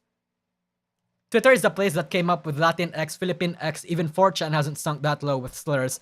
Exactly, Mad, the OCD. Actually, you're right. You're right. Holy fuck. He's too dumb for that. I don't know about that. RT132, I mean. I don't know about that. He could have talked to other people by the way. Yeah. He got 10 moves ahead if he played that. True. I don't know if Luca have the brain capacity to do that, but I can believe it. He has the experience, chat. He has the experience. During one of his streams, Luca would play copyrighted music from Tokoyami Toa. Okay. This is understandable. He came from Twitch, chat. He came from Twitch. So in Twitch, they have this habit of just playing copyrighted songs because it doesn't matter anyway. YouTube doesn't have that bot. Twitch doesn't have that bot, but Luca has. So it's just old habits, I assume. Luca would antagonize 4chan after a handcam stream where he carved a jack-o'-lantern in October 2022. The tweet would have a random capitalized words that he would read, Rent L free. Shut the fuck up, bro. You're the one that's living in this rent-free. Bro, shut the fuck up, Luca. Come on. You're the one that has 4chan sitting on your head rent-free. Charlie Spur, thanks for the super chat again. But if you read a document, he literally has no skills, like none. Either that or he's extremely lazy. There's also the possibility, Charlie Spur, that he hired somebody else. Or he got somebody else. Yeah. The lurker got mad, true. Link to tweet?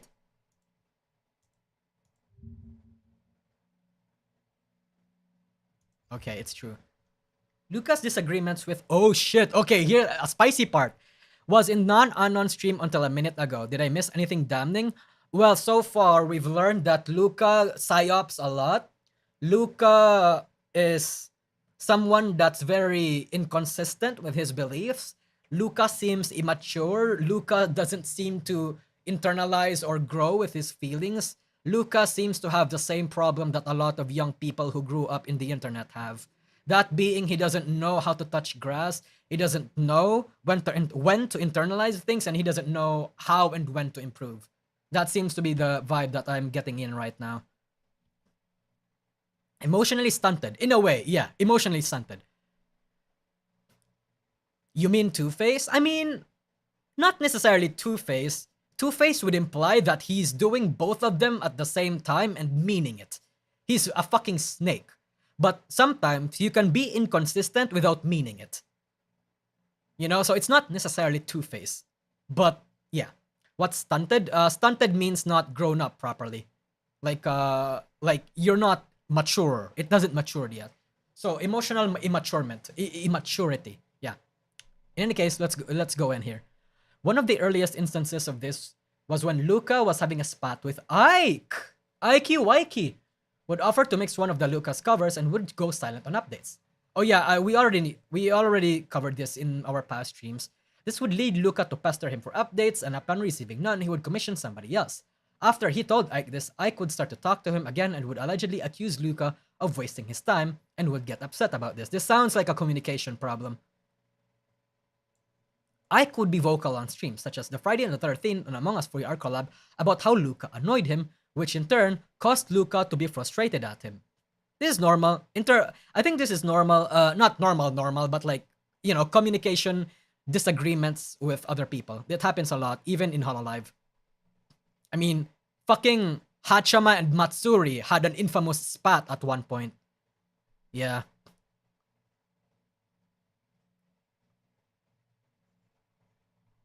Okay, whatever. For Luca's first Luxium anniversary, Luca would attempt to gather Luxium for ideas on what to do. Oh, we already covered this too. Like, literally they were just ghosted and nobody was cooperating. Yeah.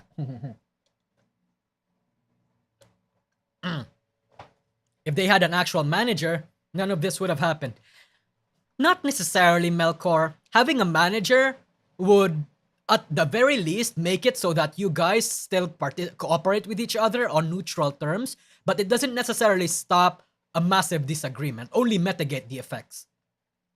Even if they had a bachelor, it was only inevitable that people would still fight. It happens a lot. It happens a lot, no problem. AR Live would then be cancelled and everyone in Luxium would go on strike except for Luca. Luca would express disdain for this, how his wavemates handled the situation, including slaying management on Twitter. Vox would organize meetings to bring grievances to management, such as their merch cut. Oh wow, I actually respect Vox for this now. I actually respect Vox for this. At least Vox knows his worth, man. At least Vox is haggling. Not sure what to feel about Vox after the fucking black screen stream, but good on Vox. +1 for him. He would call his wavemates childish. Luca would call his wavemates childish. Interesting. And expressed how he and Illyra would discuss other livers' behaviors during this time. He would ignore my requests of not talking about Nijisanji 24/7 and instead would get me involved with his work during building like the Disneyland in Minecraft so we could spend time together. Okay. I was paid in cash or gifts for everything I did for Luca except mod work. I mean, yeah, generally speaking, for mod work you don't get paid.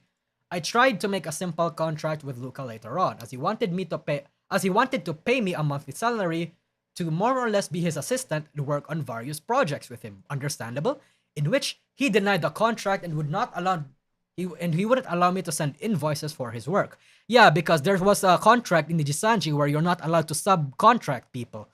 So yeah, this is understandable. I think Raziel is in the wrong here, but it depends on how Luca communicated with her. If Luca communicated with her and told her, hey, we can't do this because it's literally not in my contract that I'm allowed to do this, I can just offer you a monthly salary. Then that would, off the books. That would work. And label it as commissions or as my birthday. Yeah, again, this makes sense. This is Luca basically subverting, basically bypassing the contract that he had. Yeah, under the table stuff. So I think this is the Luca W. Mod work, okay, yeah. I think if you're being a mod for someone, you don't expect payment. You can expect some form of discussion or talk, or maybe some sort of, not necessarily favor, but like some benefits to being a mod, but you can't expect like compensation, like downright compensation, Mod work is voluntary work. So mods have to understand that if somebody mods you, you're not obligated to do anything, but they are also not obligated to reward you with anything as well. It's voluntary. Something would come up like his chatters calling him daddy. Okay. And would have to ask after the fact if he's okay with or not with it, and he didn't give us a straight answer. He would say he was uncomfortable and go on to do it anyway. Yeah, so he has an attention problem. True. After the ringfit incident, we both told him he couldn't avoid making rules any longer. We came up with a pretty standard VRChat chat room rules for him, which he disliked. Why would you? But decided to implement and added unclear wording by rewriting all of them, including Twitch slam, such as Pog, as you can see here. Do not be a weird champion. That is super unpog.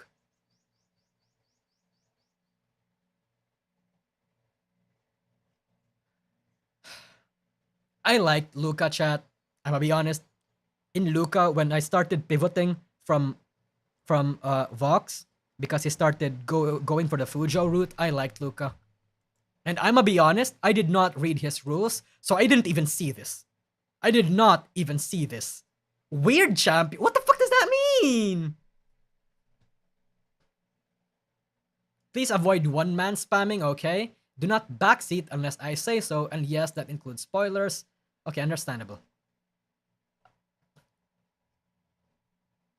I would provide constant tech support for Luca. The example below shows me trying to help Luca stream Chilla's art game, which had uncapped FPS and was lagging in his stream.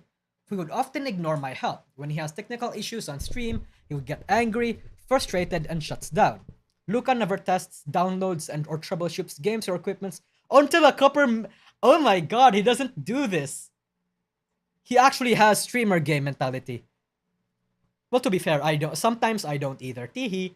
Actually, you know what, Luca, brother, I get you. I feel you, brother. I kind of. I don't do this sometimes as well. It's on brand. Okay.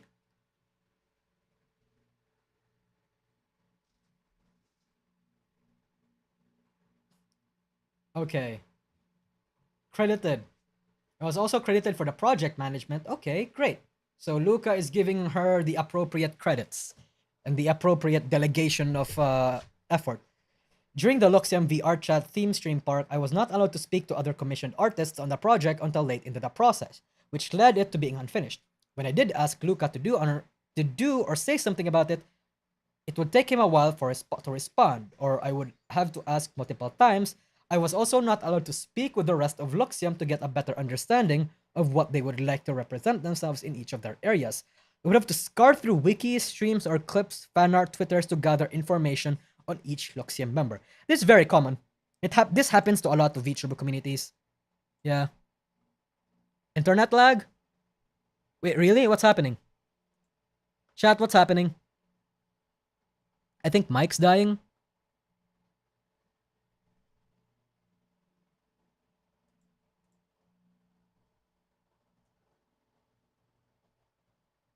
Okay, is it fine now? Is it okay? Okay, it's fine now. Okay, good, good, good. Let me just check something real quick. Okay, okay, should be good. Okay, the Disneyland stuff is not really important. We've already covered this. Like, yeah, Raziel Warmonic is responsible for a lot of this.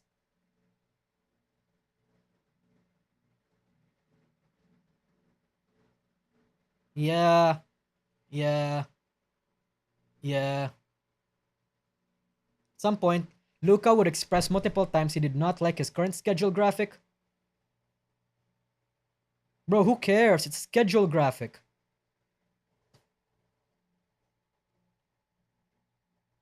Second, lore outfit versus video script. I would end up writing the lore and okay, he wrote the lore in script video. Man, Raziel does a lot of things for Luca, huh? This girl is more than a mod. This girl is is more than a mod. Holy fuck. He made the goddamn short story for the second outfit reveal and stuff.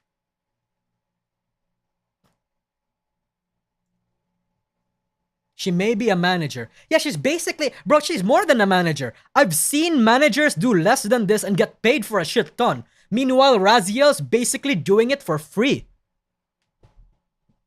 Like, I've seen managers in VTubing corpos and like other industries that only get like $300 a month for this sort of fucking effort.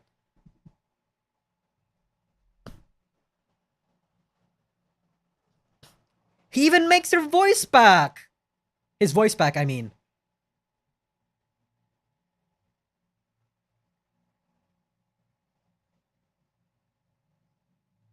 The average small corpo manager does way less. Yeah, they do though. They do. That's the thing.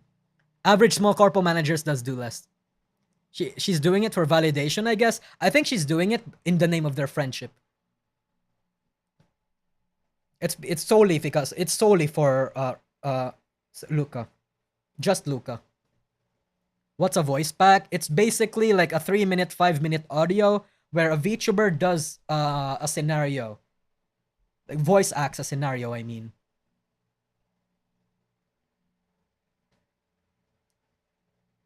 So he does a lot of her stuff. For free. It's cute. Look, man. Oh my god. Okay. Okay. Concerns with any color management plus internal documents that were shared with me. Ooh, Luca leaked Nijisanji stuff. Ooh, Luca broke some contracts. That's why I'm saying Luca has no skills. She's doing everything for him. Yeah, at this point, Charlie Spur, you're actually making sense here. He's doing everything for him. Would you let your friend do all your shit for you? I would, but I would pay them.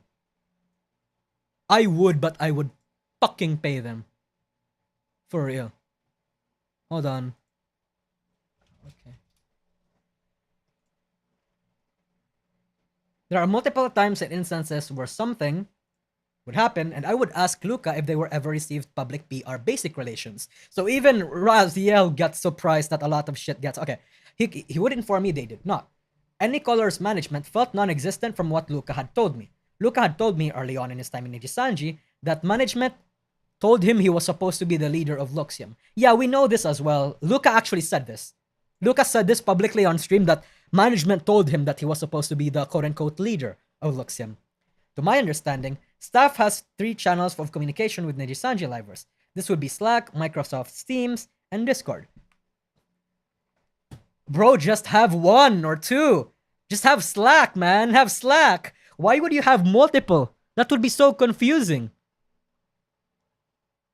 Black Chip Boy, thanks for the super chat. Pro tip, never work with friends. Never. Interesting. We Luca fans were actually Raziel fans all along. Hey, if there's anything that this document is already saying to us, Raziel was an important part of Luca's brand. That's the thing. Raziel is a part of Luca's soul as a VTuber content creator and the content that he made. So yeah, I would believe that.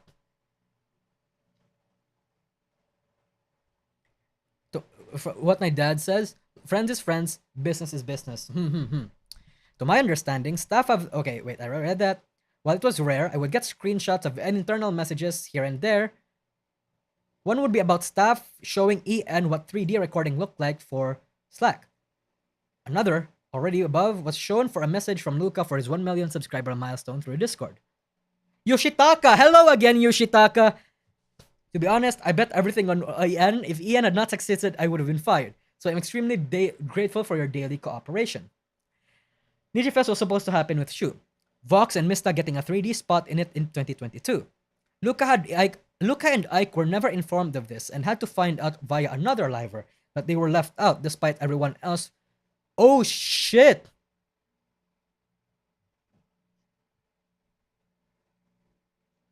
You have to wonder why though, right? You have to wonder why. Like Ike was like one of their singers. It makes no sense. It makes no sense.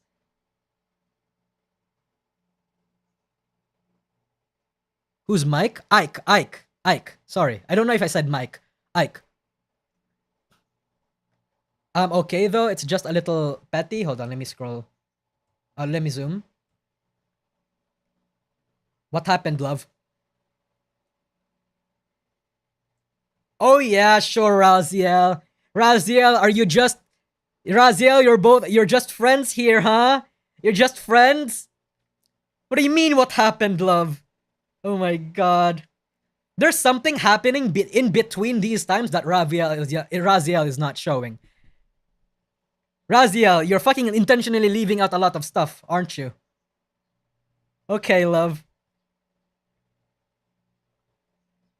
Yeah, Nijifast is happening soon and they're bringing all the girls and Mista, Vox, and Shu, but excluding me and Ike. And everyone else after us. Yeah? The Japan one? Yeah. That's surprising. They are excluding you. What the hell?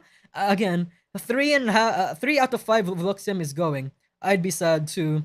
Why can't we go? I just feel betrayed. I'll go beat up Manager San for you. Just friends, Raziel. Okay. Okay, buddy. Okay.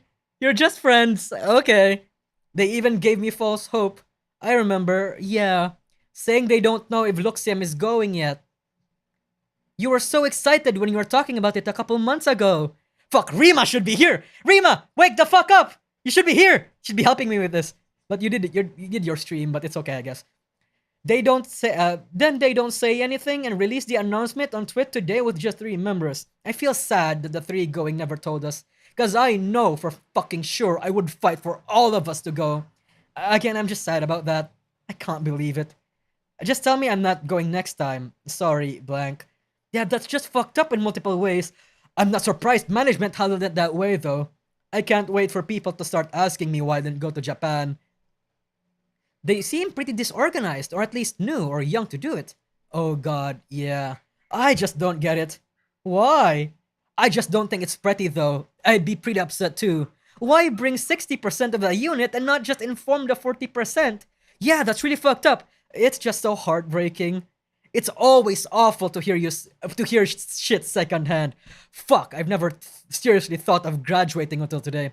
Again, Petra had to mention Vox and Mista were going, and that's how I found out before the announcement. But who cares? Fuck. It's a 3D thing, isn't it? Holy fuck. She is absolutely keen on him, exactly, Reeps. Also, Petra was the one that told him. Interesting. Heartbreaking. Yep. That feel when you'll never have an older manager to comfort you, an older female manager to comfort you, that calls you love and does everything for you. Yeah, your voice acting is amazing. No, it's not. It's cringe. It's cringe. I was trying to make you guys cringe, but it didn't work. Fuck. Luxium, along with other units, would go to Japan in December of 2022 to record songs for the AR Live. Was it Mista and Pomu not going because of Yeah, wait. If I remember correctly, Pomu and Mista was not going because of like passport visa issues, right? Or was it somebody else?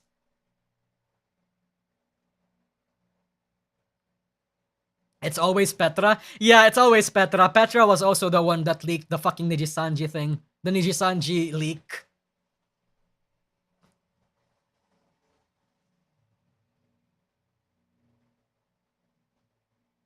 Wait, Millie and Mista? Oh, it was Millie and Mista? I forgot.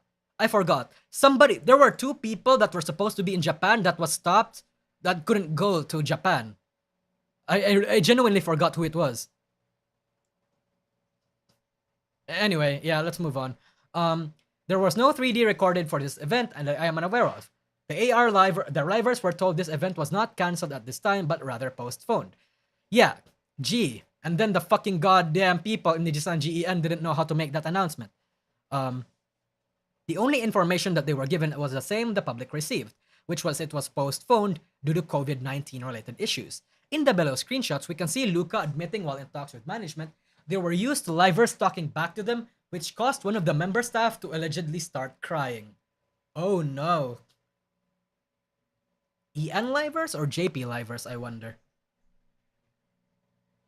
It is very... Oh, okay.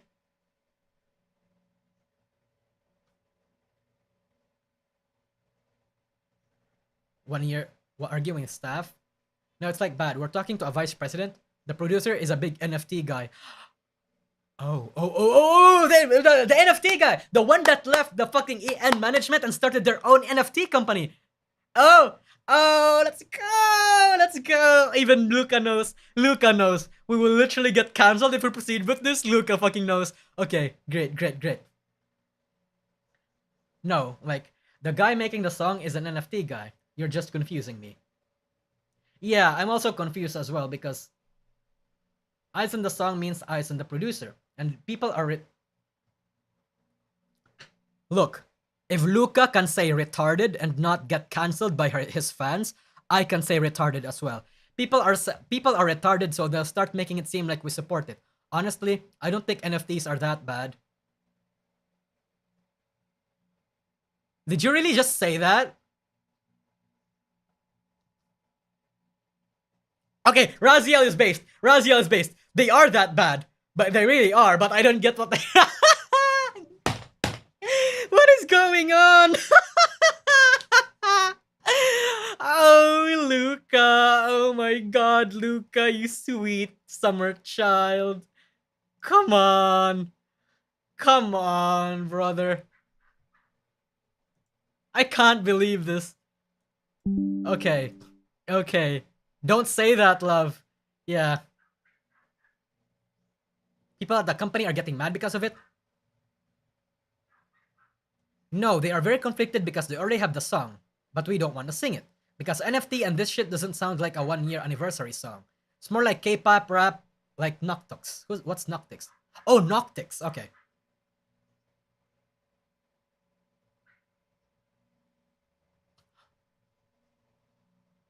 Oh,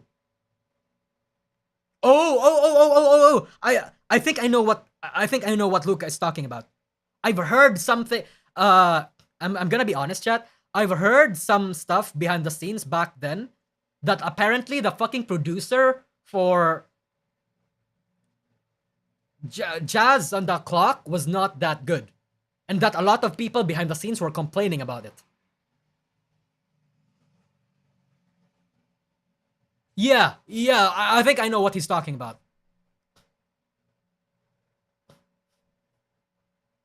Okay. The CEO of any color taking Luxium out for a private dinner. Yeah, this is normal. This is normal. Chibanian music is garbage. No one wants to admit. Yeah, the name is Chibanian. Yeah. I think that's the one. I've heard so much like talk about that behind the scenes back then. Didn't Chibanian also make Hope in the Dark? So the narrative that I've heard, Rohitaug, is that Hope in the Dark was an accidental was an accidentally good was a good song accidentally. Chibanian was a bad music producer, but that once they made Jazz on the Clock and people genuinely liked Jazz on the Clock and it was better than a lot of his tracks, any color started going for Chibanian because they wanted a new hit piece with Hope in the Dark. And Hope in the Dark was a garbage fucking song. Like, okay, here's the thing. Okay, I'm not gonna flat out say that it was a garbage song. Some parts of it was catchy, but the production, like the instrumentals and shit like that, was garbage. I said that back then. I'll say that now. I wanted to support not Hope in the Dark. I wanted to say Jazz on the Clock, but it was not that good. It genuinely was not that good. Broken Clock strikes twice. True. Even a garbage musician can accidentally make a one-hit wonder. And that one-hit wonder happened to be Hope in the Dark. They couldn't afford Teddy Lloyd after Blackout. Fuck. Oof. The place was fancy. It's one of those Japanese houses where I had to take my shoes off. What the fuck? I was escorted by people in kimonos. Oh, that's cool. That's cool. DN music. I might actually commission somebody to make like a custom, like it's okay. I'm not gonna make that announcement, but I might commission somebody to make like an original soundtrack. That way, I won't get copyright struck or copyright struck anymore for my streams. Says Pose, I think. Oh, this is pretty cool.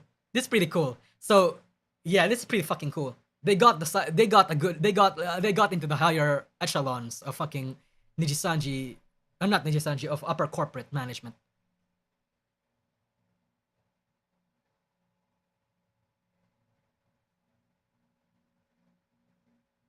Okay. You're his little pay piggies? Okay.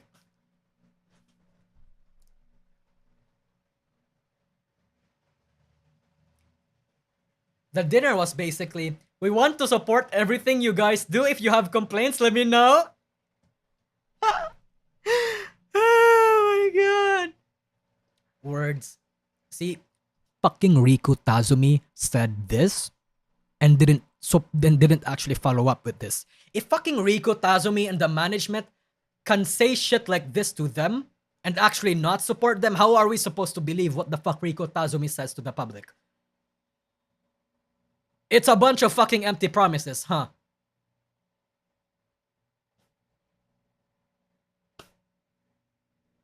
He's richer than Mori, how? Wait, who said that he was richer than Mori?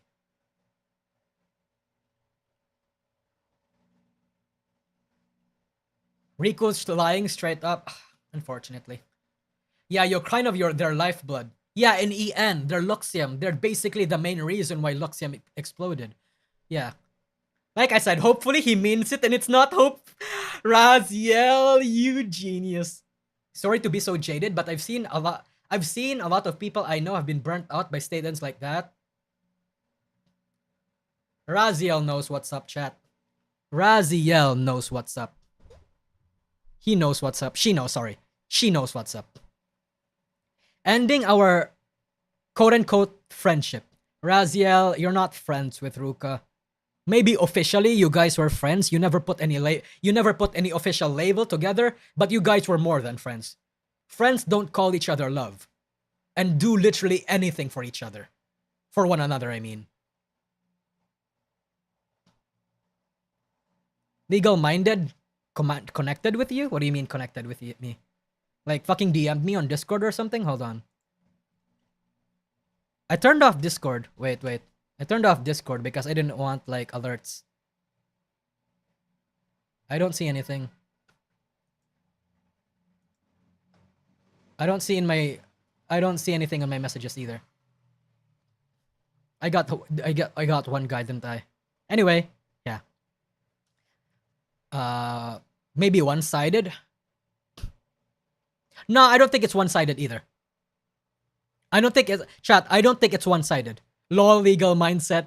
He's in Manila, yeah. I don't think this is one-sided. I think at a certain point, Luca also liked the attention.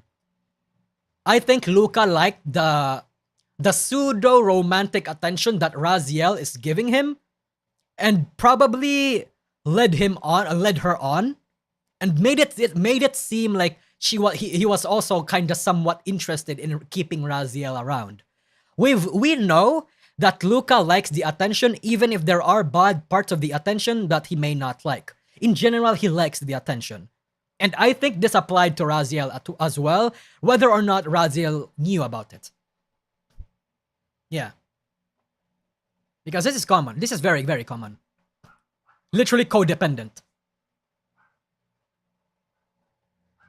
Luca would become too much for my mental health, and I told him I needed to take a break away from our friendship. I blocked.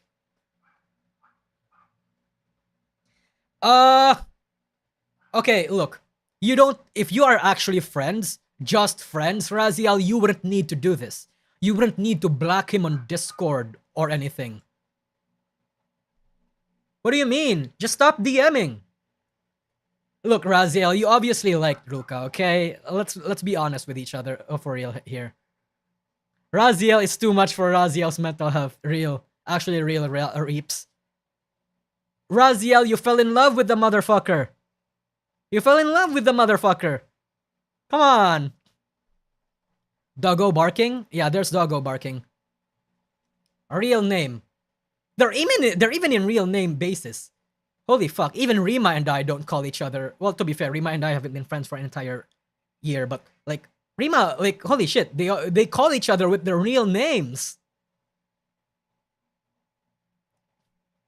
It's fine. I'm sorry, I should be honest with you, especially with a question like that. I just read that some people were making you uncomfortable and your sleep has been horrible, falling asleep on streams and stuff. I started to get worried.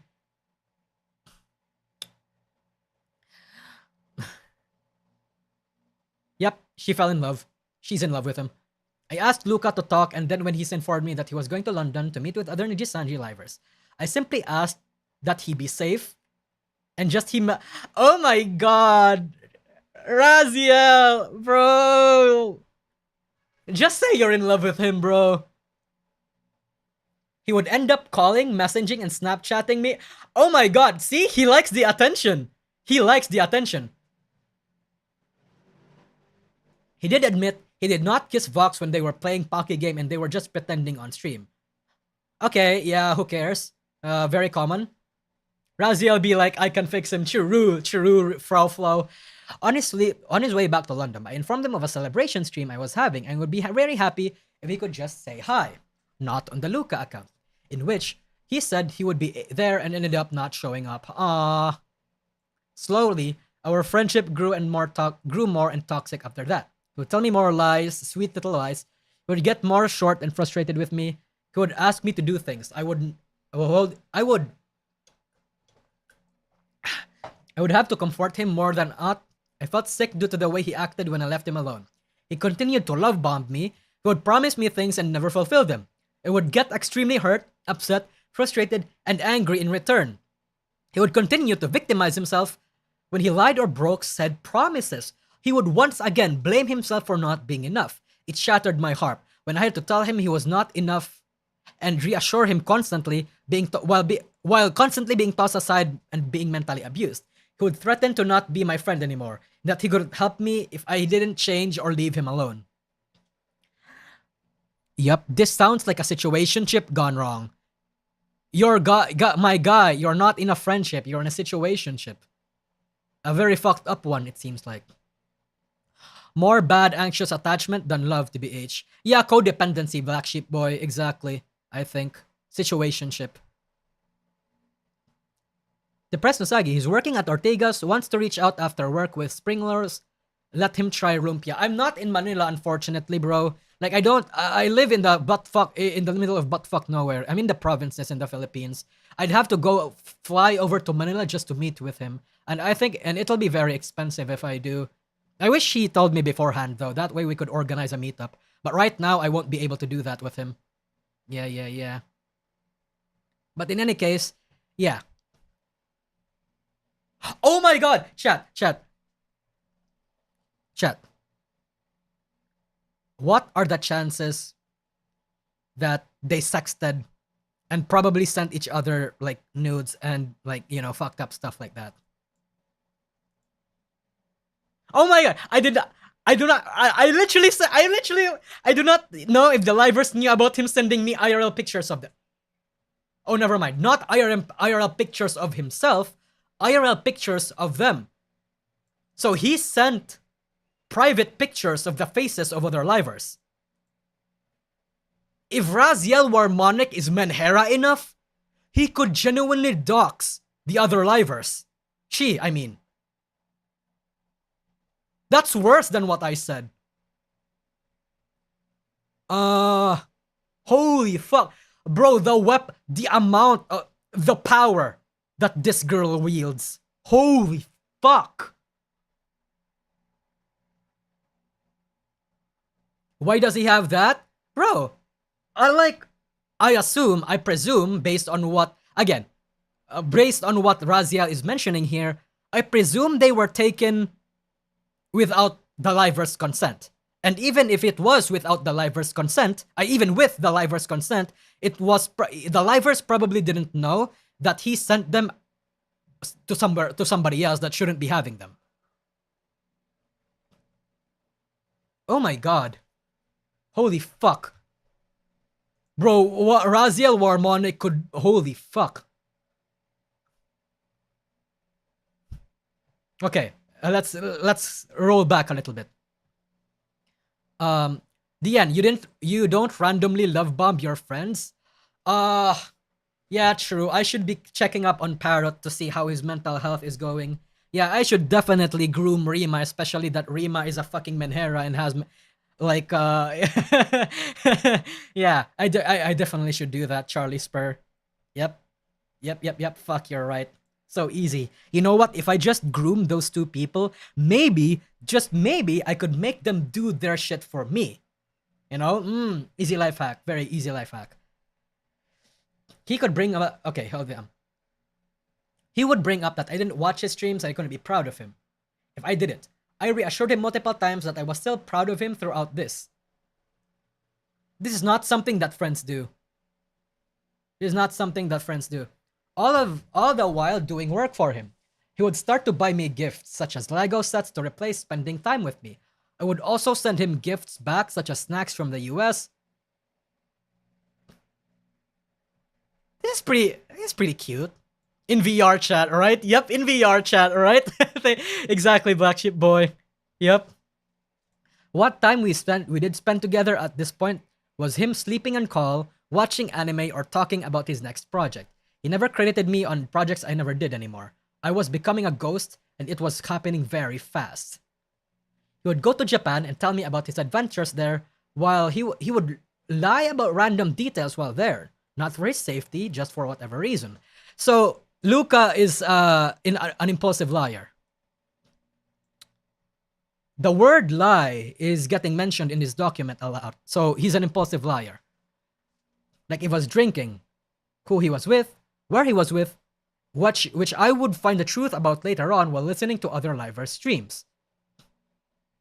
I mean, you don't know about this, Raziel. What if the other livers was also just lying on stream just so, like, just to protect himself? I feel like that's also a possibility that should be considered. Again, it wasn't about safety, as they would Snapchat me pictures, videos, and send me pictures on Discord of him with other livers where they were in the moment. I do not know if the other livers knew about him sending me IRL pictures of them. I didn't know if what I was doing would make him upset. It was the epitome of toxicity. I was going to therapy and trying different medications to try and feel more normal, as I felt I was the reason he was doing this. I needed to change.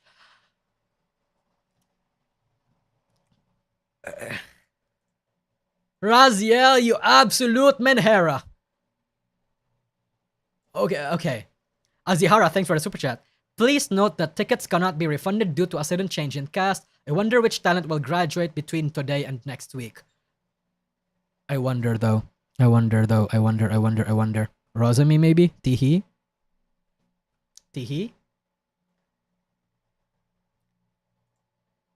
I felt that I was a problem. It was all my fault he felt this way.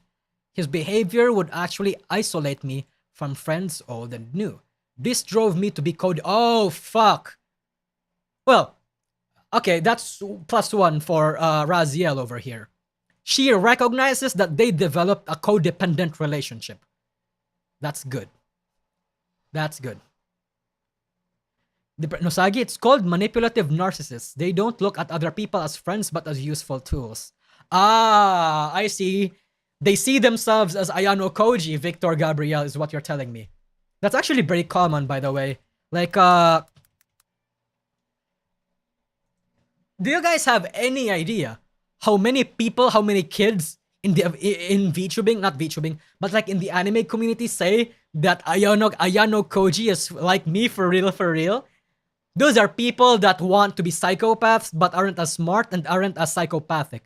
They want to be an edgy motherfucker that thinks they're different, that thinks they're special.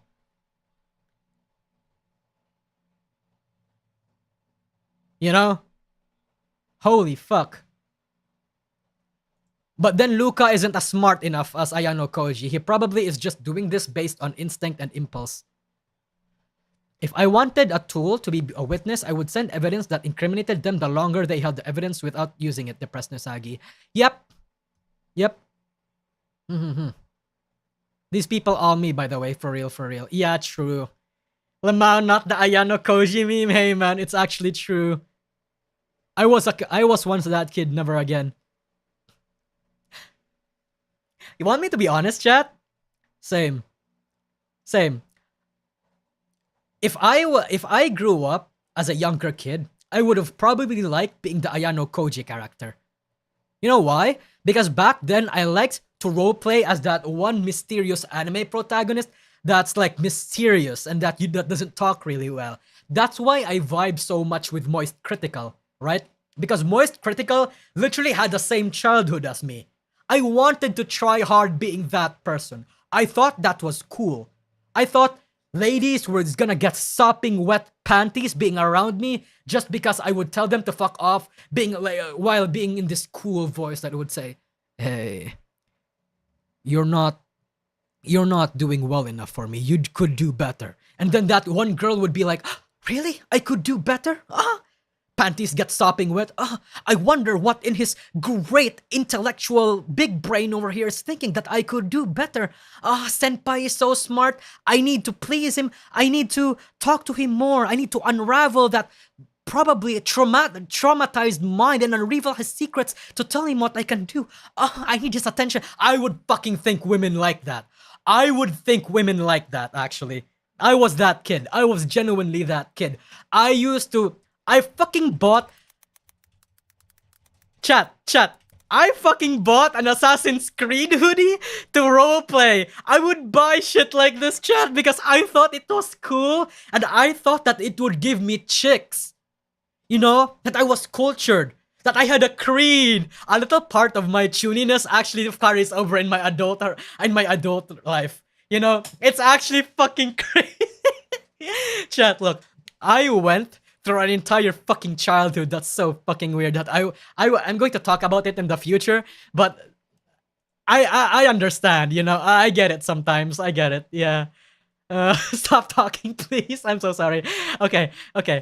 By childhood, you just mean 5 years ago, right? Yeah, no, actually, like 9 years ago, 6 years ago. Back in 2013 to 2017. 2018 was when I started maturing up a little. Mr. Error, thanks for the super chat. Cease. Okay, I'm gonna cease. Okay, I'm gonna stop. I'm gonna stop. Yeah. Patton, oh, 83. Thanks for the super chat. The $20 super chat, too. Fucking fat. Leave it to the drinking stream. Yeah, I'm gonna expose a lot of this shit during Rima and I's drinking stream. Anyway, let's go on. This drove me to be COVID dependent for him. My cat, Buffy, had 3 years. Oh, shit. Okay. Oh my god.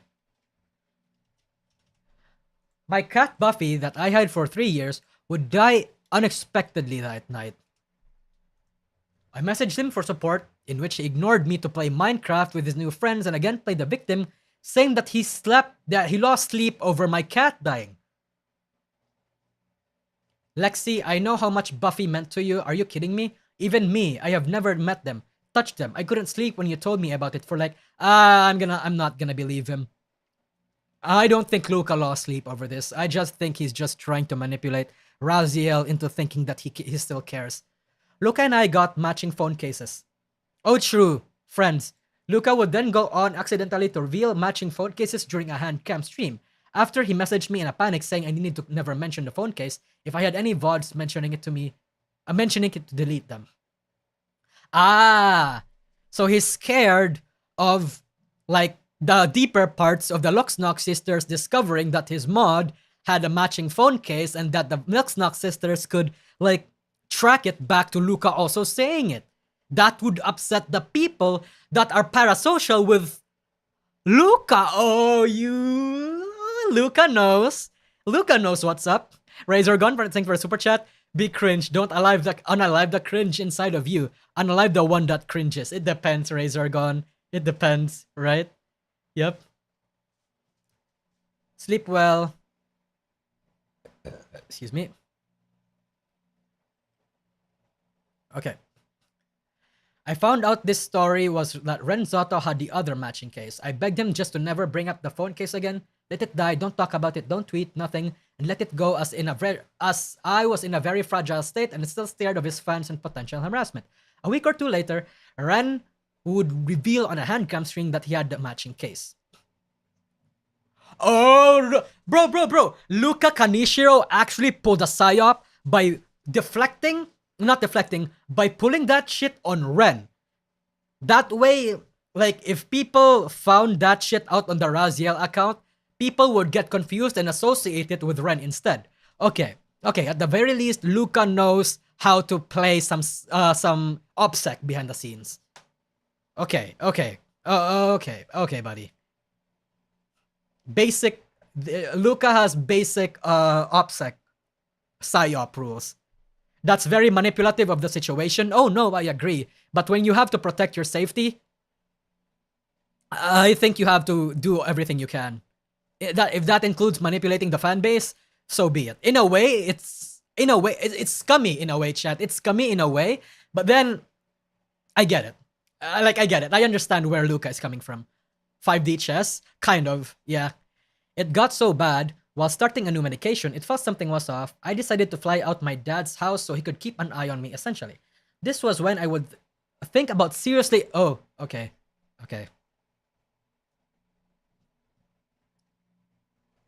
You know... Okay. This is bringing back bad memories for me because I genuinely also had a similar phase. So I'm gonna skip that one. Okay. He would use me as an excuse to not stream, then blame me for why he wasn't streaming. This boiled up to the point where he would lie to me about the drinking stream. I asked him if he really wanted to do it, because he would tell me after every single stream, he would never do it again because he was so ashamed of what he said and did these things on stream. He said he was going to do it but not drink. But then as it got closer, he said he would drink a little. Hey, man. Okay, I also get where Luca is coming from. That sweet poison is yeah. Until the day of, he would say he was going to get booze so he could get drunk. But he promised he would only stream for 2 hours so then we could hang out. He would get drunk on stream and then stream for 4+ hours. I asked him why he would lie to me after drinking and the length of the stream. He broke down on me. I was scared for his life because of the way he was acting. He completely shut down. He could only scream, kept repeating that he couldn't do it anymore and he never wanted to talk to me again. Oh shit. This sounds really bad. Have I really made that bad of lies recently? I get it. I gave expectations that I couldn't fulfill, but that's exactly the problem for me. Sometimes I just get carried away and forget. These people are too fragile. They are grossly disgusting victim clout level fragile. All these worries and pains think of, I have no pain but I'll claim I do. Depressed Nosagi. Yeah, actually, sketch therapy, that's awfully common. You know why? Because some people, I'm not saying that this applies to Luca and Raziel, by the way, because Luca again has expressed and even told people that he gets physically and mentally abused by his family. But Raziel is genuinely depressed and almost tried to off herself. But I'm not saying that this is in relation to them. But a lot of people in the internet try to come up and pretend that they have big problems and not fake, but exaggerate being suicidal or being in a bad state because they genuinely don't have problems. They don't have problems in their life. So they want to find problems so they can claim that they do. And you know what? Having problems like that, being quote-unquote depressed, or having a mental illness is profitable. Why do you think a lot of people in the internet fake being mentally ill or exaggerate their mental illness? Why do you think some people self-diagnose? I'm not saying, why do you think it has such great exaggeration these days? It's because it gets you a lot of attention. Having fake problems is good for attention. It happens a lot. In the Philippines, we call that sad boy, where people pretend to be depressed even though they don't actually have problems. It's called a sad boy. Yeah. See? In the Philippines, it really is a fucking common problem. Oh my god, I could break down this entire fucking culture, chat. I really could. But this is not the stream for it. Not right now. Yep. There are real menheras, and there are people who pretend to be menheras. I would say it applies to both, and doubt what abused by family means unless they fuck them in the ass. I don't care, Depressed Nosagi, it's all clout seeking, woe is me, sad boys and girls. I mean, if that's your opinion, I don't mind, man. Like, again, you can come up with your own opinions. I'm just saying what I'm saying with the information that we are being told here. But yeah. Have you heard of the story of the girl who complained about her breakdancing and dad abandoning her? It's like that. Yeah, I saw about the breakdancing yeah. I've heard about the breakdancing dad story. I've heard about this. It's actually pretty funny. Punches wall. Fuck shit, sorry, babe. Yeah, true, black sheep boy. That's true. That's what a lot of people do. Yep. Anyway, let's move on. We would exchange diary-esque updates to each other after this for a couple months, but I noticed it was making me increasingly anxious. I was going through multiple... Oh my god. I was still dependent on him. After not updating me on a major life event, that was the straw that broke the camel's back. I told him this. He showed me pictures of his family's golden retriever, which turned out to not be his dog, another lie. He apologized. He told me he still wanted to be friends in the future, just not now. Just not now. He needs to sort things out first. We'd stop contacting each other after that.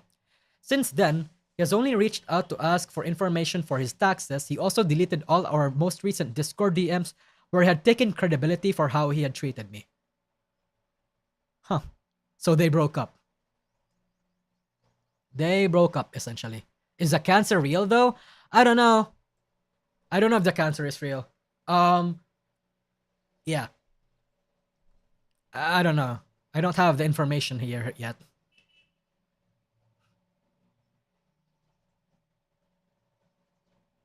Raziel, I got a call from my accountant. I think I need real invoice for every time I paid you monthly, if that's okay with you. Okay, so it's for tax reasons. Understandable. Sorry to ask you of this. If you don't want to, it's okay. Okay. At least he's being considerate a little bit.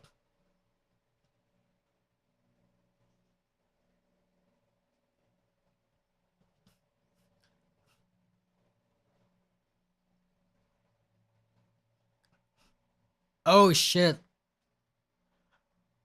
Oh shit. There's still discrepancies? Oh shit. Chat, are you actually saying that she might be lying here?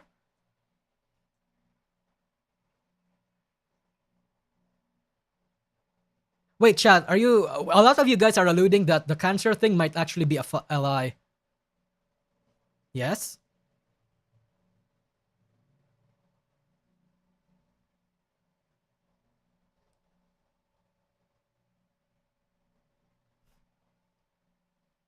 This was the first instance that she mentioned she had cancer in this long ass doc. Oh, okay, that might... Okay, yeah. That might actually come across as suspicious. But if Raziel Warmonic, back in her Twitter, like, throughout her history of tweeting, mentioned cancer before, it might be real. It depends. But okay, let's take everything with a grain of salt because it's actually kind of suspicious that this is the first time that she mentioned cancer. But still, though, cancer is that's bad. It's bad. I'll still take her. I'll still take her word for it, though. I'm still gonna believe that she probably has cancer until she's proven otherwise. Allegations. Aster Arcadia harassing other co-workers. Oh fuck, oh fuck, oh fuck. Oh fuck. Oh fuck. I can confirm Luca said that multiple girls were coming to him about the issue since management couldn't do anything and had discussed it with both Elira and I. Okay, question. Why would Luca Kanishiro discuss it with Elira? This is the second time that Elira gets mentioned that Luca had to discuss it with someone. Why Elira, I wonder? Interesting. I'm not saying that the Elira clique management thing is real. I'm not saying that, but you know, interesting. I personally told him to gather as much evidence as possible and bring it to management since it shouldn't be there. Luca and Elira's job to regulate this issue. To my understanding, nothing was done about it. Okay. Scarlet forever. Yeah, the more we see it, I think... Yeah, Scarlet might...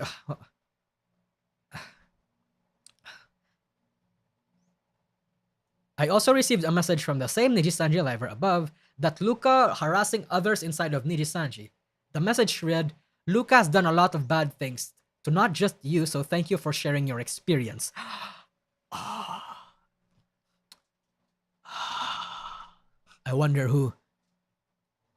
Now it's gonna be a game. Now it's gonna be a game. They also sent me a message reading, a lot of people waited for you to tell the truth for a while. Oh shit! So when Raziel made that small little document, some people actually messaged her and commended her for that. Oh my god. So it was post Salen termination. There are people within Nijisanji that actually hates the company. Well, I mean, obviously there would be, but oh my god. This implies a lot of things. Also confirmed by Foss. Yeah, I've seen a lot that Foss apparently confirmed a lot of the things here and that a lot of people approached Foss to verify a lot of this information.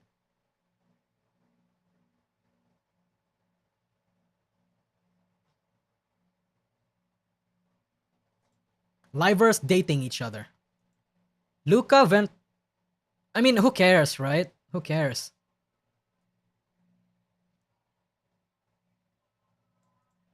This affected Luca and the other livers due to unnecessary drama being created and having to hide relationships publicly. One pair would date for a while.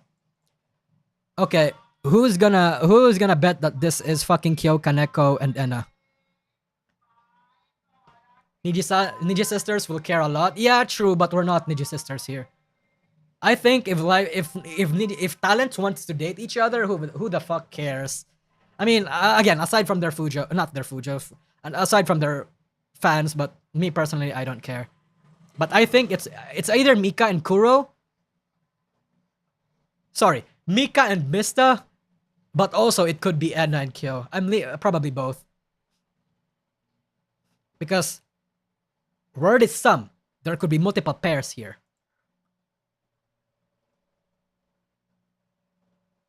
Ended things amicably. Ooh. The other pair would end up shitting a short amount.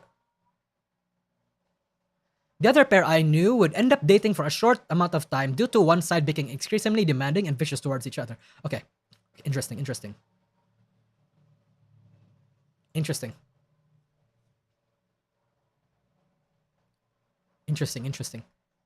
Harassment plus allegations by fans. There has been slander thrown at me by organized hate groups. Okay, yeah, Nifko. I've been accused of being a pedophile, groomer. Oh, I never knew Jabba before he was 18. This can be verified in a multitude of ways by many people, including early clips of Rufal.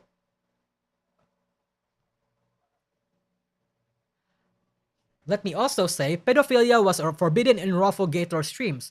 That group was big and close enough that any pedophilia or grooming would have been called out years ago. So the basis against the pedophilia claims is entirely reliant on Gator and the integrity of their channel and Gator's integrity as a person.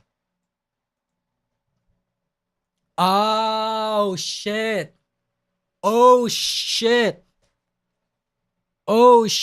So it's false then. So it's fucking false then. Okay, but how about the marrying thing? Raziel, where's the marrying thing? Were you actually married? And you broke up your relationship for him? Is that true? Or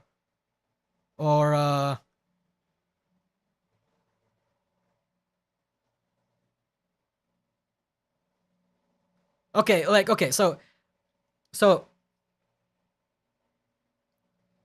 married with Luca? No, so apparently Raziel was married. But then their relationship was married to somebody else. I mean, that wasn't Luca. But apparently that marriage was broken due to Luca himself. So I want to know where that comes from. So, but I guess it's not wise to put it in the document because it would give Nijisanji sisters ammunition against her. But fuck me, man.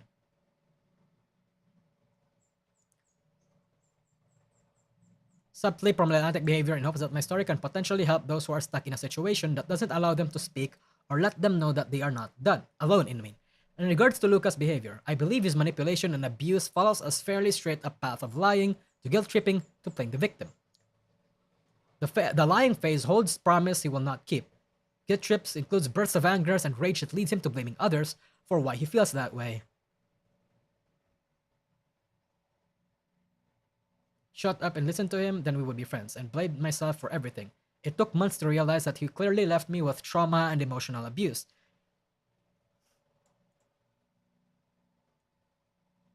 Every job is tough. However, having the pressure and eyes these younger individuals have on them is zero, and zero support behind them must be emotionally tolling as they navigate this emotional lives.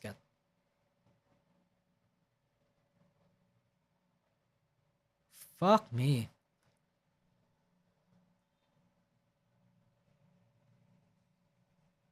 You're not friends.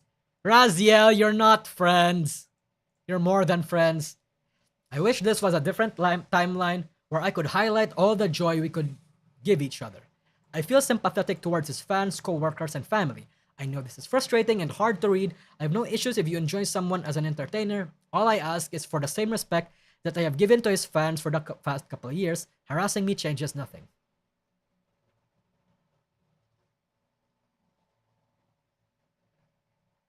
Ah, ah. Historians say they were best friends, exactly. Not this historian though. Teehee, not me. Not me, motherfuckers. 89 pages done. Yep. I mean, if we zoom it, I thought it was 50 pages. When I opened it at first, I thought it was 50 pages. But I guess it's only 50 pages if we don't zoom it. If we zoom it, I mean. How is she a groomer? Luca is literally an adult. I have no idea. So they're in a long distance relationship because he's Australian and he's in the US. Probably a situationship is more accurate. Like they had feelings for each other, but they can't put a name on it. They can't like he can't put a ring on her because again, from apparently Raziel herself is pretty Menhera and was married. Romantic communists more than comrades. Open relationship? No, not open relationship. So okay, I feel like a lot of you guys are not don't know what situationships are. A romantic or sexual relationship that is not considered formal or established. Like let's say there's a girl. Let's call the girl Thea or something. I don't know. Let's call the girl Thea. And let's say I had a crush on Thea and Thea also had like a crush on me. And we would start hanging up with each other. We would start dating, having lunch together. She would send me nudes. I would fuck her, stuff like that. But we never call ourselves we would never call ourselves in a boyfriend girlfriend dynamic for any reason at all. It could be any reason, but for some reason we just never officially call ourselves my boyfriend, not my girlfriend and her girlfriend. So it becomes a situation. So, but it's also a relationship. So situation and relationship, situation, relationship. Now, it doesn't have to be sexual. Yeah. Ace L, you're exactly right. It doesn't have to be sexual. As long as those two people have feelings for each other, but don't want to put a ring on it, that's a situationship. It happens a lot. It's a non-committal relationship. Exactly, Cure. Yeah. Friends with benefits? No, friends with benefits are just two people that just fucks. Like, casually. Without any feelings at all. Let's see the retweets. Hey, Proctor fucking made a fucking hit tweet. Interesting. 17 plus 18-year-old married a 20 plus year old woman in VRChat. They get into an online relationship. They abuse and use each other in various toxic ways. This eventually destroys her marriage, makes it big, realizes he doesn't need her. She goes nuclear. My literal reaction. This might strike some viewers as harsh, but I believe everyone involved in this story should die. Holy fuck.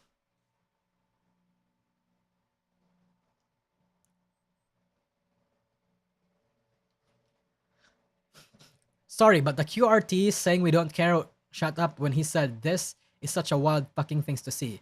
Chan's right, by the way, and once again, fuck Nijisanji. I guess make Luca uncomfortable, sicko.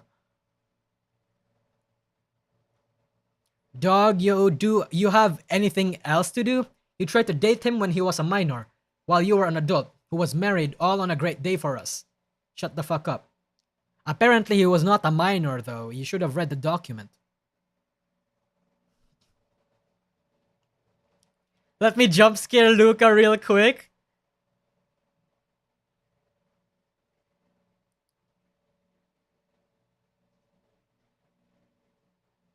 Huh.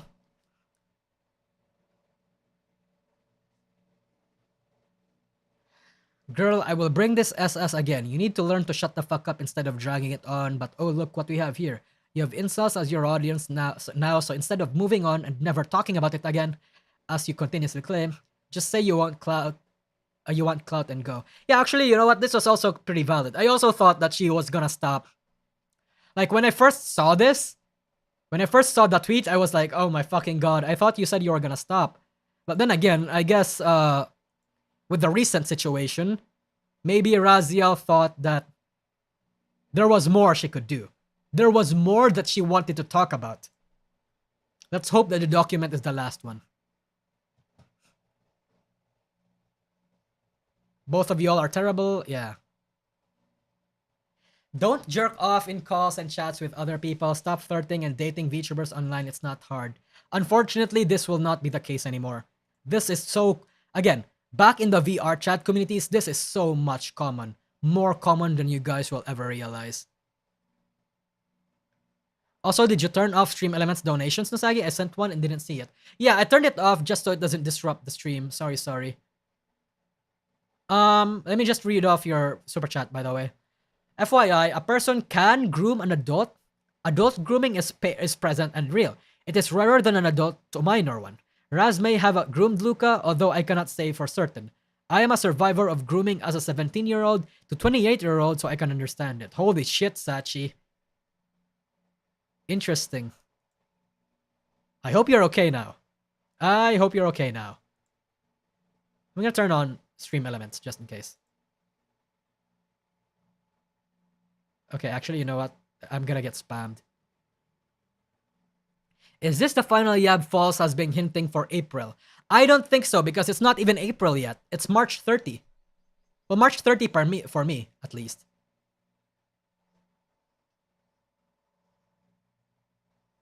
Yeah, there's like little difference between 17 and 18 in terms of mentality, even if one is legal. Yeah, 17 and 18-year-olds are pretty much the same for me. 15 and 16-year-olds, though, that's when it starts getting muddy, but yeah.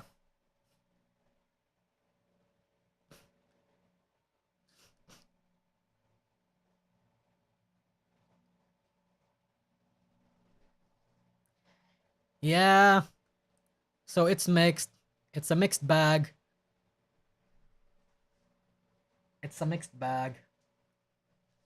Zambato, thanks for the super chat. The first time people heard the word situationship was because of Will Smith, and that was just straight up cheating. Yeah, I don't know how it became a thing though, Zambato. Thanks for the super chat. I don't know when and how it became a thing. But that's the Luca document for you. So, will Nijisanji do anything about this? The fact that Luca leaked a lot of shit. No. Of course not. I would like to be proven wrong, but of course not. But I would also take a lot of the stuff that Raziel said in here with a massive amount of salt. Because again, Raziel herself is a Menhera. Not a bit of a Menhera, actual Menhera. She actually just admits it herself, that she has a few mental issues. And her perspective is skewed. So I'm not necessarily gonna say that I believe everything. And again, I feel like she's hiding a lot of stuff here. She's failing to mention a few other key points. So yeah, there's no favoritism in Ba Sing Se, exactly. Yeah.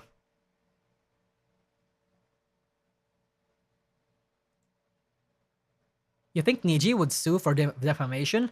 I don't think they can. What, they're gonna spend millions of fucking bucks just to pursue this person? Just to pursue this person who probably didn't sign an NDA? No. Of course not. Of fucking course not. Don't necessarily believe her receipts. Exactly, something like that. Huh. So yeah, she's an unreliable narrator, but she does pull off a lot of receipts. So her stuff has a lot of weight. The fact that Luca is a millionaire and Mori is not, despite how word she hearts, is so depressing. Wait, where did you hear that Mori is not a millionaire? Wait, how did you know that Mori is not a millionaire? I don't believe that. It depends on how we factor what a millionaire means. Because I 100% straight up believe that Mori has at least crossed $1 million in her name. Then again, if she has both a US and Japanese tax, she probably pays for for both of them. But I think Mori is a millionaire. It's just that she gets fucked financially.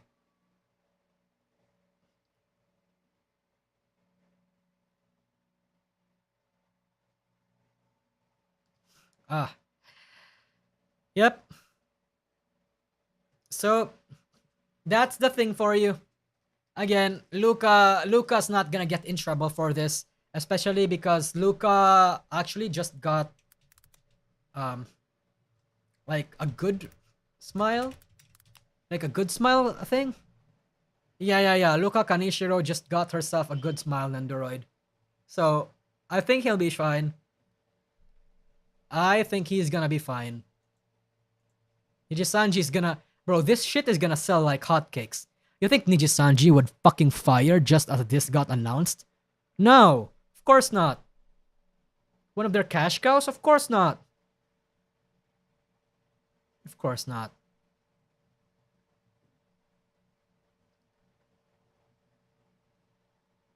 New Parrot video watch along, please. Don't worry, Hellas Gate. I'm gonna do that. I'm gonna do that in the future, but you'll get announced when and how. Yeah. But yep. Sent another dono? Okay. Basically, what I wanted to say, Sachi says, is that even if the person is 18, they may not be an adult enough. When I was 17, when my older brother made me go through IRL incest, age of consent is 16, he was 28. It doesn't change anything. Luca as well, mentally as a minor. Oh shit. Holy fuck, Sachi, are you okay? Your older brother groomed you through IRL. Oh my god. Oh my god. I don't know if you wanted me to know that or to say that on stream accidentally, but holy fuck, I hope you're okay. Holy shit.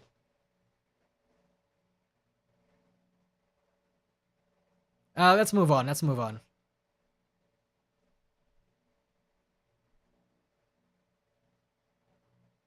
To be fair, if Raziel have skill enough about streaming, I wouldn't think she would do this for being famous.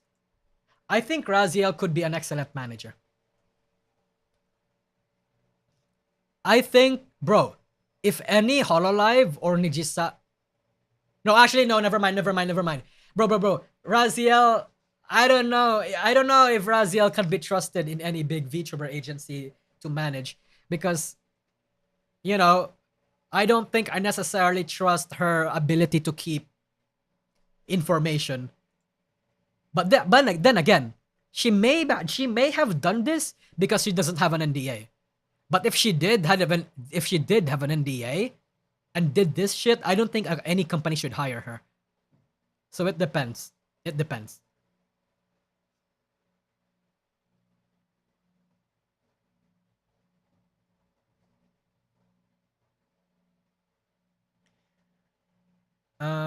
Yeah. Alright, chat. I guess that's the fucking holy shit, man. Not an ND stream unless someone outs themselves as a major victim of trauma or other criminal behavior. A DN stream, you mean, Panopticon, but yep. Long time no see, Panopticon, by the way. Don't trust her, wait for false verification. Well, apparently, Victoria, false actually like corroborates with a lot of the stuff that Raziel says here. Yeah, like apparently. Says so in his video. But yep.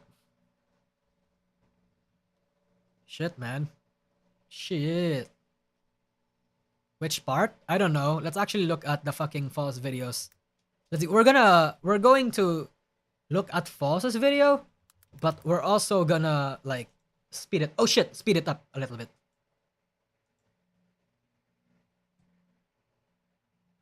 51 minutes. Fucking hell. Where's the part ending summary? Where's the part that falls? Chat, I need somebody to tell me. Where does False say she can verify a lot of the stuff that says here? Also, sorry for sudden trauma dumping. I wanted to set an example. It's okay, Sachi. It's okay. It's okay. But maybe don't, like, you know, yeah.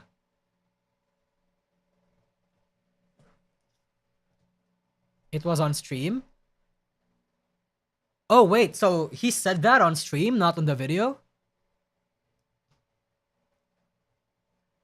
After accusations part. Okay.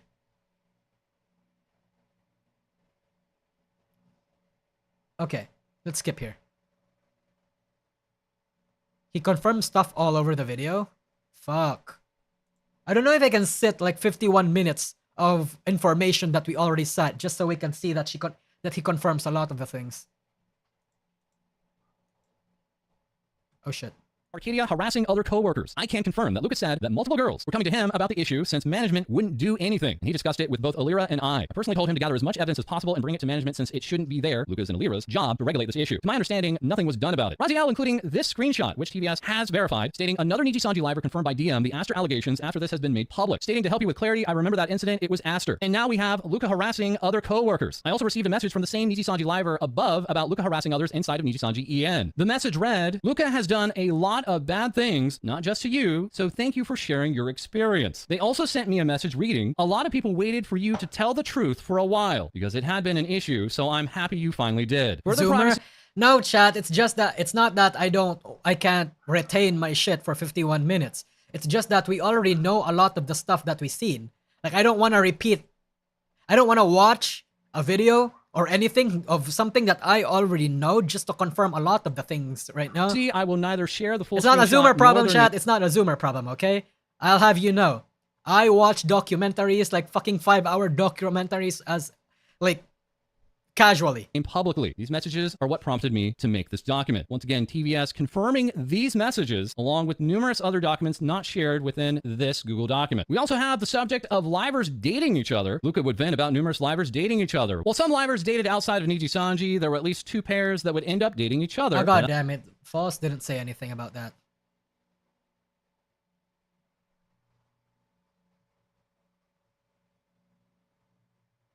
Okay, Zoomer. Okay, chat. It's okay. It's okay. I'm not gonna get upset. I'm not gonna get upset. You know what, chat? You know what? I'm gonna tell you one of my weaknesses here. The one thing that will actually trigger me is if you challenge me. If you pull a reverse psychology on me, I will actually be prompted to say anything just to prove it to you. Like example, ha ha ha, Nusagi can't do this, Nusagi can't do that. And even though I don't want to do it, I will do it just to spite you.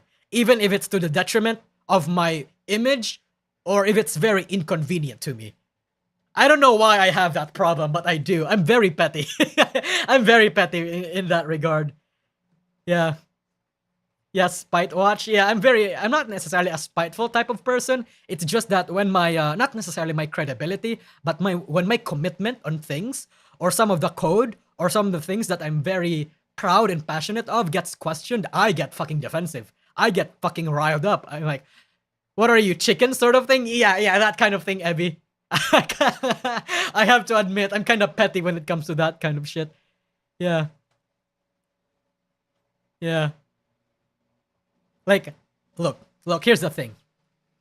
If people will unironically say that, I bet you can't say the N-word or any other slur on stream because you're scared of being cancelled and you're probably a far leftist who doesn't believe, who a far leftist who is dumb and can't back up what you have to say. I bet you're probably a fucking centrist, a fucking like fence sitter who doesn't have any principles. I might actually say it. You challenge me on shit like that, I might actually say it just to spite you. You know, that's my one big core weakness. Yeah.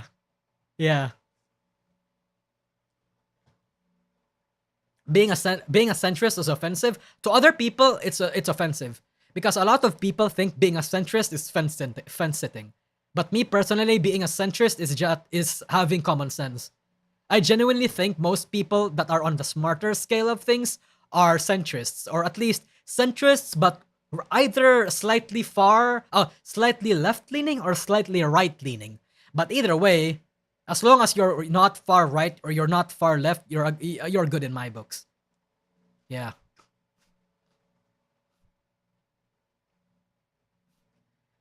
Shane Armstrong, being a centrist isn't fence sitting. It's realizing both extremes are retarded. Exactly. Exactly.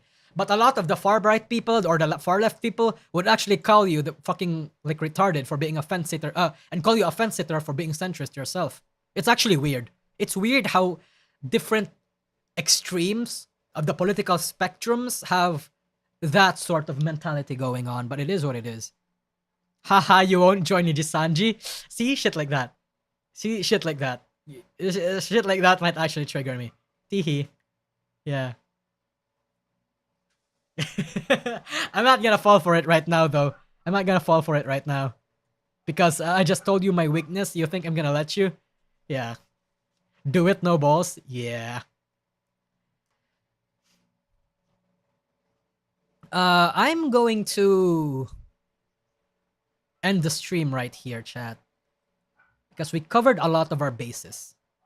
I bet you won't join V Shoujo. Shut the fuck up, man. I can't. You can't go to Manila. See, I'm not gonna do it. I'm not gonna do it because I know that you guys are just doing it just to play with me.